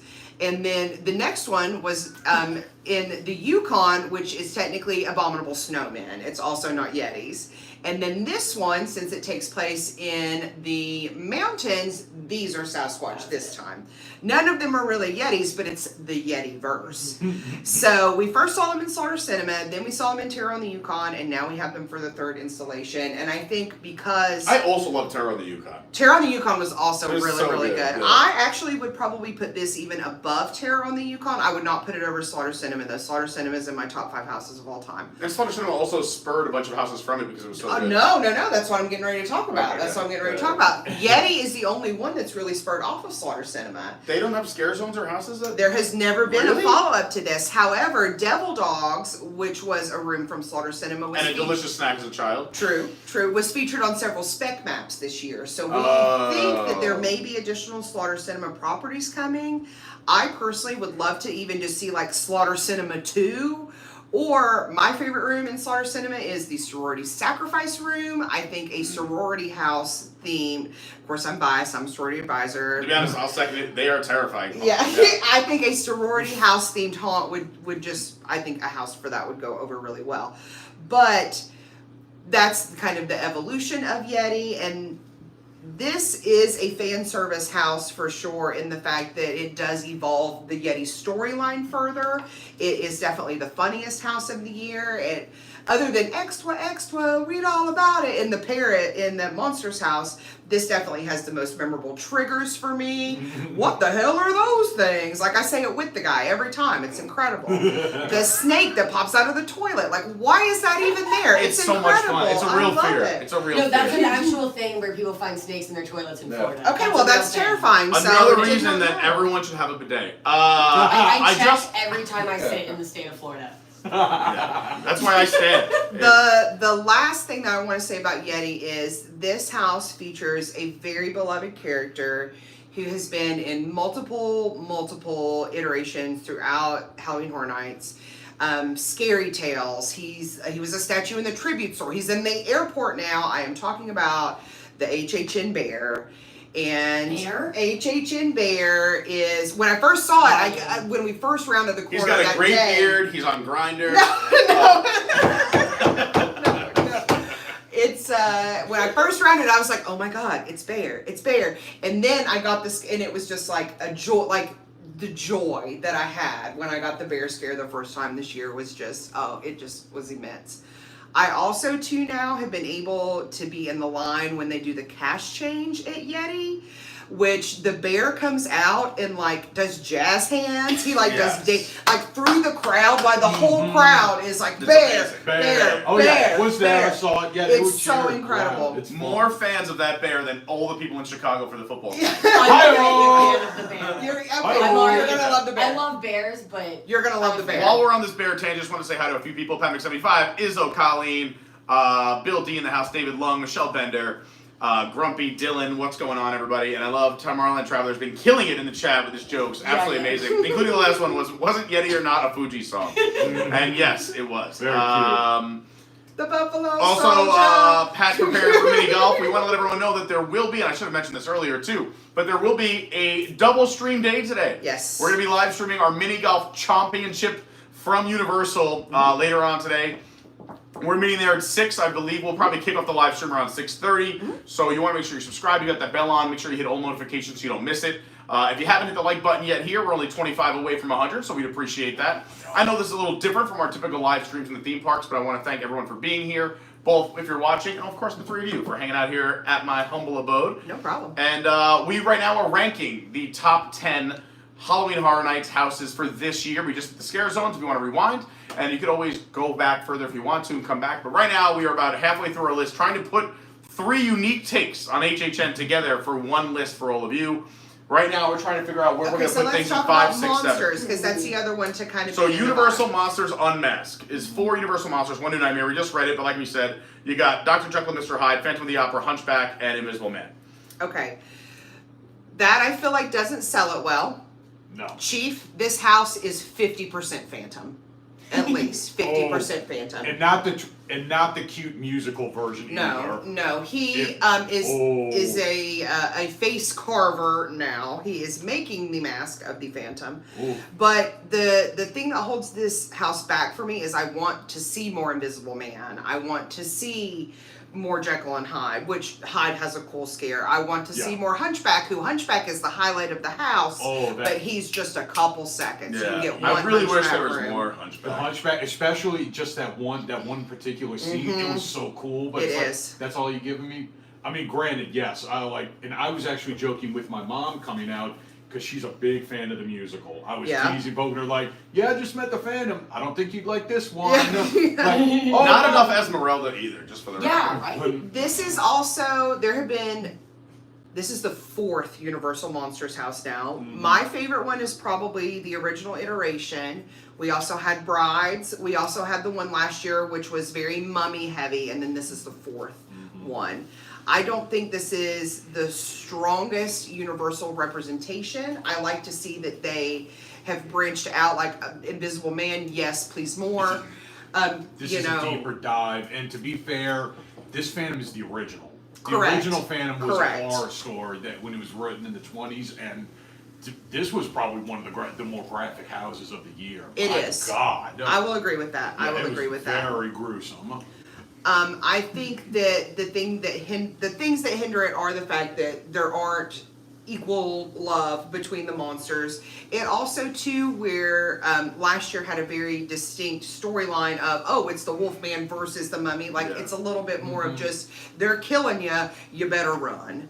It doesn't have as developed a plot as previous Universal Monsters houses. The reason it's low on my list for all those reasons, and basically because, again, we talked about this earlier, but comparing to years past, and also because it's an IP, I haven't seen The Invisible Man, The Hunchback of Notre Dame, except the Disney version, Phantom of the Opera, or Dr. Jekyll and Mr. Hyde. So, like, again, I don't know the characters as well, so, like, I don't get to have as much fun telling that story. Is that why? Where other people might have the knowledge from the movies or the characters who might appreciate it more. I was about to say, is that maybe the reason? Because admittedly, this is a deeper cut for the monsters than Very those much so. other Very years. much so. I mean, I'm sure you ask a lot of people, you said Phantom of the Opera, they probably think the Andrew Lloyd Webber music. Yeah, Oh, well, absolutely. Same thing with Hunchback of Notre Dame. You know, like, I'm thinking like, the old guy who threw a baby down a well. Like that's what I'm, like. But for this, I think it's just, and I love deep cuts into anything. But like you said, like I think with the other stuff, let's say like Dracula or something like that, like even if you've never seen Dracula, everyone knows who Dracula is. Well, like, there's if so you've never many seen, the Wolfman or the Mummy, like you know who these characters are. These, Invisible Man, I know he's invisible. Well, let me go off, let's go off on a little tangent here. Y'all know there was a movie that came out early this year, The Last Voyage of the Demeter. It was... No. If you say so. No, funny, no. It's based off of a chapter from Bram Stoker's Dracula. Okay. Basically, it's how he got from Romania to England. Transylvania? Okay. To England, funny. It was on a ship. It was basically set on a sailing ship. You think maybe they'd have done something like that? That's cool. No, really what they need to do, which we've been clamoring for several years, and they have hidden him as far back as Brides, is why don't we get Creature from the Black Lagoon? Yes. He had an individual room in the first one, and then we never heard anything. They hid him in both of the 2 previous Monsters houses, and everybody assumed this was going to be Creature. Creature also has a deep history here in Central Florida. It was filmed at Weeki Wachee Springs. So, right? Wasn't it It was filmed filmed at in Weeki Ocala Springs. Yeah, well, sure. Either way, We're the he Florida- still lives I'm here in from Florida. North Florida. Yeah, it has a very deep lore It might have in been filmed in Florida. both. So, See, the thing with the Creatures, it's so schlocky, though. I don't know if you could do pure horror. No, but it'll be fun. To me, what they could do with that is, and again, this is a tangent, but remember when they had that house, I don't remember the exact name, but where the, let's say like the rainforest or the forest overgrew everything, like through the school bus. Seeds and of through Extinction. Seeds of Extinction. Like, I thought I was going to hate that house. I Seeds ended of up, Extinction is the scaredest I've ever been in an HHN I house. loved it because they messed with your equilibrium, like the floor tilted. There was different textures on the walls and floors, little things hitting your face randomly, slow drops of water, all this. But like, so when you say Creature from the Lagoon, like, what else can they do? Like, I think you just reuse a lot of those Atmospheric. gags, gimmicks, He's talking like atmosphere. a carnival funhouse type. No, I'm just saying Carnival like, Graveyard? or more like I'm walking Like through a the marsh, effect, like the because effects. I felt like in that when it was Steeds, like you felt like with the uneven ground Yes. or the Yes. almost like you were walking on cushioning at some point. It felt like you were in a marsh or in a swamp. Yes. You sure you're not walking down the streets back in New Orleans? No, that was real. That was real. Yeah. All right. Only because we got so- 10. I was trying to wrap this up in 10 minutes, but we'll go over. But Okay. You guys said monsters then. I think Our Monsters- mid three that we're debating right now are Yeti, Monsters, and Blood Moon. Our next three, we think. I don't know. I might be on Team Doug here, where I would go Monsters, Yeti, Blood Moon, or Stranger Things, then Blood Moon. Okay. Well, the only Those are difference the is four I we're have talking Stranger about Things for lower sure. than you guys. I know. Is the I have other Stranger thing. Things right in the middle, and you have it way up top. I have it. So Yeah, we we've gotta got. find an in between. In my opinion, I would not put Stranger Things below 5. I'd say I'm comfortable with Stranger We're Things at saying, 5. Yeah, monsters, I Yeti, stranger. Monsters, Yeti, Stranger, I'm okay with. I would put. Let me just get Or monsters I and would Yeti swap. and y'all Or I would battle swap house, Yeti. I was getting ready to say stranger, I would put Yeti over Blood, Blood Moon. Moon? I actually had Oh. Monsters as the top of the bunch, but again, that's me. Yeah. Really, Alright. these middle are splitting Yeah, hairs. the middle we're splitting hairs. Yeah, I mean, look, my 5, 6, 7 is Monsters at 5, Yeti at 6, and Chucky at 7. No, Okay. So then these are close-ish. I would say We're all Monsters is agreed. 7. I'm okay with that. I think Yeah. this is what I've heard from you guys. I think Yeti we might swap with Blood Moon, because Oh, okay. I like you. Which I one do you would like pick- more, Yeti or Blood Moon? Blood Moon. I would put Yeti over Blood Moon. I'm okay with it in either They're spot. vastly different houses. They're I mean, very yeah, that's different. the They're a thing, very it's different vibe. Again, we were just talking overall how much we like it. I would honestly, they're both the same for me. I like them both for different reasons, but I'd say if I was to like give them a score, they'd Let's have the same do- score. Chat have anything Let's to say? do Blood Moon, Stranger Things, Yeti. You have Blood Moon higher, you said? I have Blood Moon is actually my JK. top 4. Okay, so yeah, we'll do that. So let's do that. So let's put Yeti 6, Stranger 5, Blood Moon 4. I'm And okay. now I'm we're okay all with kind of in the neighborhood. So, and honestly, I'm not sure, but I think 1, 2, and 3 we're gonna we may be the same. We may be unanimous. Probably. All Let's right. see. So let's So what? With what's left, what is your 3? My number 3 of what is left, and I would say only because the top 2 are obviously super fan servicey, where this one is not. But this, in my opinion, is the scariest one, and it does the best job of storytelling, and it's Darkest Steel. Darkest Steel, would you like to read the thing? Sure, the Darkest Steel. Fame is fleeting, fear is forever. Blues musician Pine Straw Spruce will have to face the music after meeting with the Collector and trading his soul for musical glory. You and your squad learn the terrible price of fame. I could argue this at 1, 2, or 3, though. Like, I would be okay wherever Yeah. we wanted All to right, put hold on. this. Your 3 is, what was your 3? My number 3 is going to be Dr. Oddfellow. That's my number 2. And that's. And where did you have Darkest Steel? I'm going to spoil it if I told you. Oh, it's your, I think you had the same number 1. I thought you had Dragons number 1. Oh, JK. so you have Darkest Steel as number 1? Darkest Steel is my house of the year. Oh, Darkest House of Steel the Year. is the scariest house in my Oh, opinion. absolutely. Would you agree? Oh, the design. Oh, that. And that's only because of that beginning. I'm very well cognizant of a certain Stephen King novel, and that cornfield. Sure. You automatically start going there. It's like, okay, where's it coming from? This is loosely based on the urban legend of Robert Johnson at the crossroads in Yes. Mississippi, who sells his soul to develop blues music, and it does that storytelling to an absolute this T. was like this. I think was the best story of the whole. To an absolute T. I'm kind of surprised that they haven't done a Sell Your Soul to the Devil house like prior to this. Mm-hmm. There are some incredible lighting achievements in this house that I think are really unique. Even that first room when you see the first like contract, like there's some. The voice acting, especially There's the some demon moments. is. I want to pause then, because also I have Darkest Steel a little bit higher. My Okay. 3 was Oddfellows. Okay. Only because I think Darkest Steel is so scary and has a great storytelling. I have Oddfellow at 2, so we're And I not had far Oddfellow off. at 2 as well. You have Oddfellow. Where'd you have your Oddfellow? 3. 3. All right. So I think we can go with Oddfellow at number 3. I'm if okay it's with that. nobody's number 1, is all I'm saying. Correct. So if we Correct. want to do Oddfellows number 3, and let's talk about that first, and then we can debate Sure. Dragons versus Darkest Darkest Steel. Steel, yeah. But number 3, Dr. Oddfellow's Twisted Origins. Your soul is a price he's willing to pay. You won't be able to resist going inside Dr. Oddfellow's menacing menagerie of twisted oddities. But the price for you and your friends is steep. The cost of your souls to feed his immoral power. Oddfellow, this is the Icon House of the Year, and this is the Headliner House of the Year. For me personally, Teether goes, I've never seen The Invisible Man. So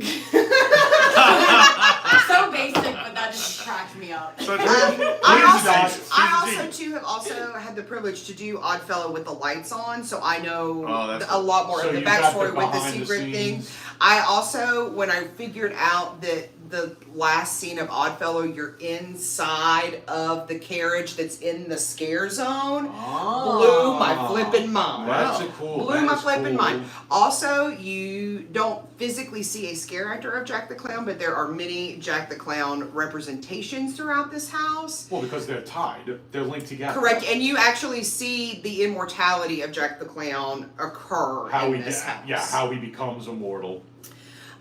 This is also the clown house of the year, so if you're anti-clown, Oh yeah, if you don't like clowns, a circus, they did a good. a lot of clowns in here. Oddfellows you're talking about? They This did we're talking a- about Oddfellow. This is if you got anything against like circuses or clowns or anything. Oh, this is the one. Boy, do they play up to it. Oh my. Gotcha. Yeah, it's coming at you from all angles, Yes. and you can't see it coming. No. The level of Easter eggs in this house from other houses too are incredible. It has the lot. I don't want to like super spoil the scare, but it has a lion scare from Blood Pit in it. It has posters featuring Eddie and Chance in it. It has Eddie, the little mannequin puppet guy that hides around. He's in this house. Like I say, the very last room of the house actually takes place within the wagon that's in the scare zone. There is no better lore occurring at the event this year. It's very deep cut. Deep storytelling. It's stuff that's very. One of the reasons when we say why don't I go through that house. Yeah. Go through the house. Go Yeah. see what it is. You see why we like it. It's the amount of work, just in general. Absolutely. The design, the production, the storytelling, just was spot on. No. This too being a tent house, normally I feel like the tent houses don't get the love that Fits. Sound Stage's house, but exactly, This it one fits fit to a T. perfectly as a tent A house. T. It is in the exact correct location where it needs to be. Like everything just lines up to be just spot on in my opinion. And again, we get into top three. We're talking the difference of like 99.1 versus a 99.5 versus absolutely. a 99.9. No, Absolutely. like it's very minuscule. But I mean, any one of these top three is like, yes, these are the absolutes you've got to do. Sure. I concur with everything that was just said. Thank you, No, Pete. the reason I had Oddfellows 3, I'll just throw this out there, is because while I do think it deserves to be in the top 3, which is amazing, if I had to critique anything, just the other two for me are scarier, to me are more HHN. This, to me, is fun. Like, this would be the best house anywhere else, like Okay. any other haunt. I don't know. It's fun, it's a good Listen, time. Any other year, this is like your hands down runaway, Sure. but because you've got two more that are just as that Yeah. are maybe just minuscule point better. It's like it's really tough. Okay. But I'm glad so we all had it in either 2 or 3 holes. So it's way up there. It's fantastic. Now we have the battle between Darkest Deal, which I already read, and Dueling Dragons, Choose Thy Fate. No matter who you choose, you lose. 2 warlocks of great power were turned into dragons after trying to take Merlin's spellbook. Now, you and your friends are caught in their epic battle.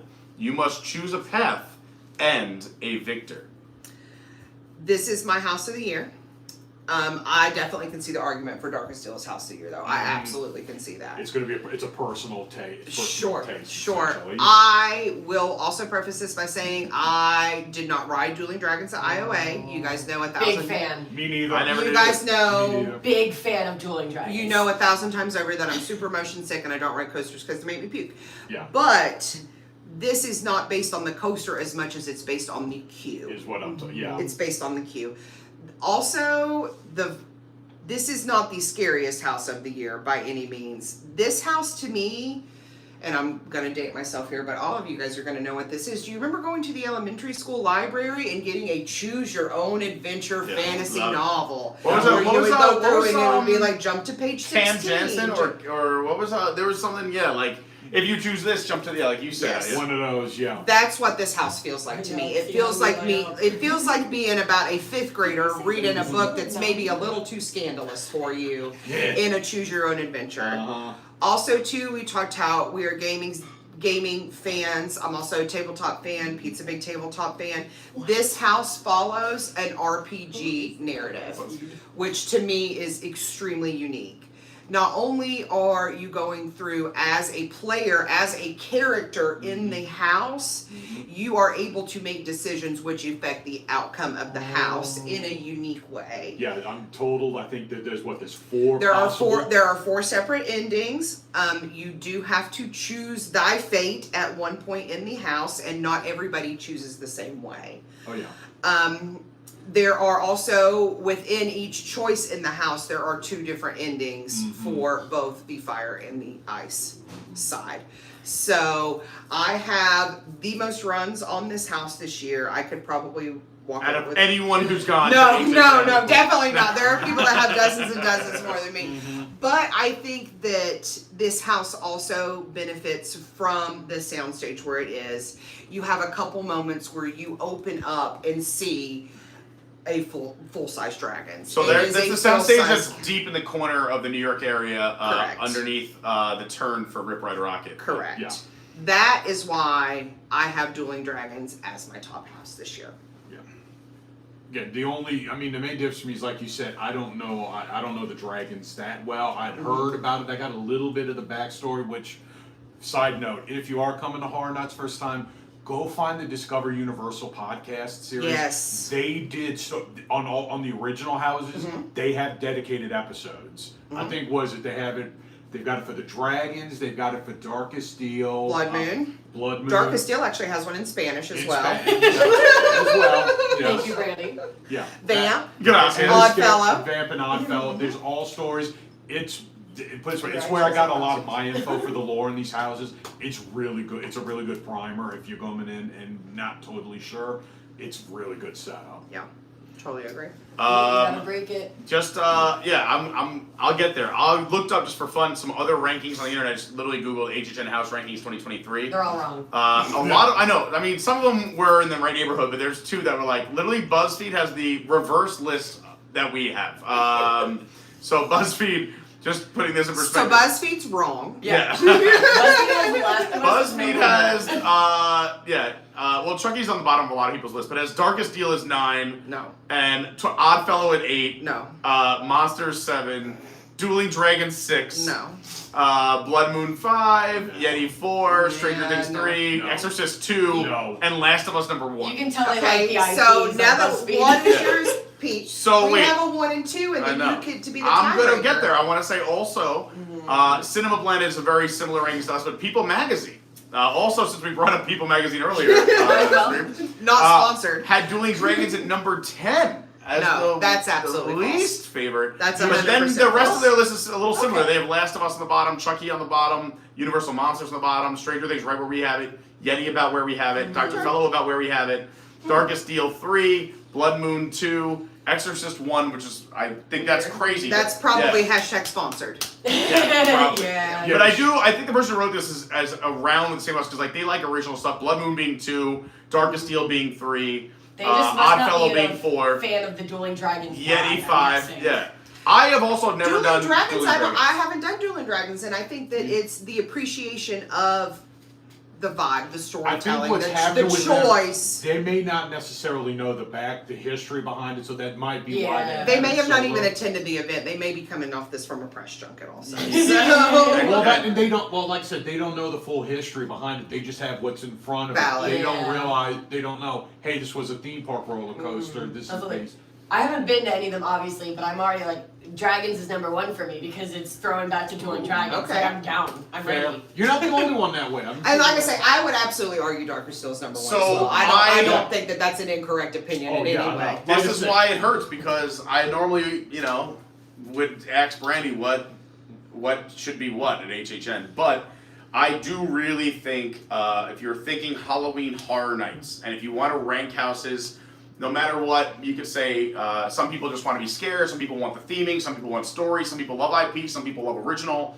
I think one thing everyone can agree on when we go to an event like HHN is try to scare me. I want to be scared. Sure. I want that scare. And with that being said, I think, again, either one of these are both amazing, but Darkest Deal I think is the scariest. It has an amazing story. I don't disagree with any of that. So I think, I mean, a This point again, if you zero look, zero. I didn't put numbers. Yeah. I just have like top tier, Yeah, mid, I would say bottom it's got a tier. .00001 over. 99.3 Yeah. versus 99.7. But it's a great house, and I think it's a lot of fun. And again, honestly, all of the houses are great. As we said to start this ranking, is that even if we took 8, 9, and 10, we still love those houses, and we would do them over and over 100%, again. yeah. And those are the bottom 3 on our list. But everything was great this year, and they really every year I think they're just getting better and better, and getting very creative. I think the years of COVID when we had those like sheets in front of us and kind of like the half, not as scary. the plexiglass with the transmit, with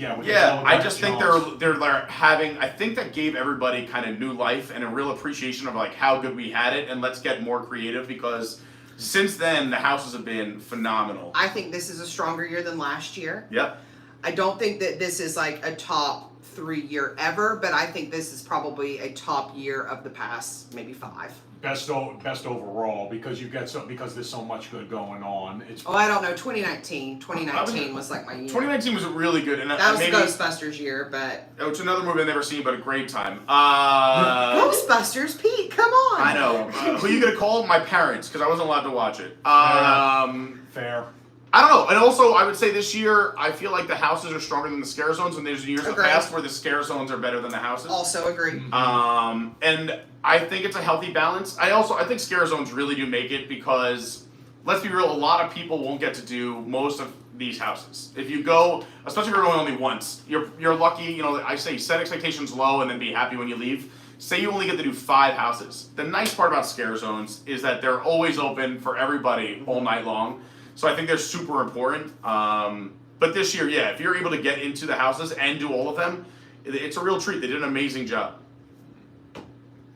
Should we just leave it at that? We still have to do a little something for the Patreons after this, and it's already 3 o'clock. I was hoping to have the Patreon stuff done by 3, but and this was a 90-minute to 2-hour show, which turned into 3 hours. Special and guest 6 today. minutes. Special guest edition. And I love doing this. I'm not complaining by any means. Just that we are doing a double stream day, and we still have to get things done before tonight. So I want to thank everybody for watching. Please go check out our Discord. The link is down below in the description. It's an amazing community. I believe everyone here is in the Discord, including Lauren, who's in the other room. Go follow the socials if you want to see what's happening. It's where we announce streams, but also the chaos in between, the fun. My Instagram is @officialcarney. My Twitter or X is YourWDW The Patreon is Adventures by Carney. The TikTok is Adventures by Carney. Or on Discord, you can just search Adventures by Carney. We also have an amazing website, thanks to this phenomenal person right to my left. AdventuresByCarney.fun. That's right, not .com, .fun. And if you're in town, whether you're here on vacation and it worked out perfectly, like Doug, or you're just a local or a semi-local, Come hang like out here, with us. Come hang out. come hang out with us tonight. We'll be at again, and Lauren's coming to hang out to our mini golf. Nice. So we're going over to Universal for a little bit of mini golf fun at 6 o'clock. Again, parking is free. You can park in the garage, and you don't need a park ticket to get into City Walk. After we do a little mini golf, we'll do a little bar crawl, have some fun, maybe do some karaoke, and just have a great night. Maybe dead coconut. Maybe mix it dead up. coconut. Yeah, we got it's a lot to do out there. The Bob Marley Bar. If you've never been to City Walk, it's so much fun. We will be live for as much of it as we can, and otherwise follow the socials or jump in the Discord for the pictures. Tomorrow we're back in the parks again, and then Wednesday Magic Kingdom in the morning and HHN at night. If you want to come join us for either one, just show up, say hi, let me know who you are, just in case I can put a face to a name. But we have an amazing group. Thank you everyone for hanging out with me. And if you're a Patreon, we're gonna do a little something special for you after this. Go check the Patreon for the link in the next 5 minutes. Thank you for watching. I hope you have an amazing Monday, an amazing week. And do me one favor, please. Be kind to one another. See you real soon. Bye.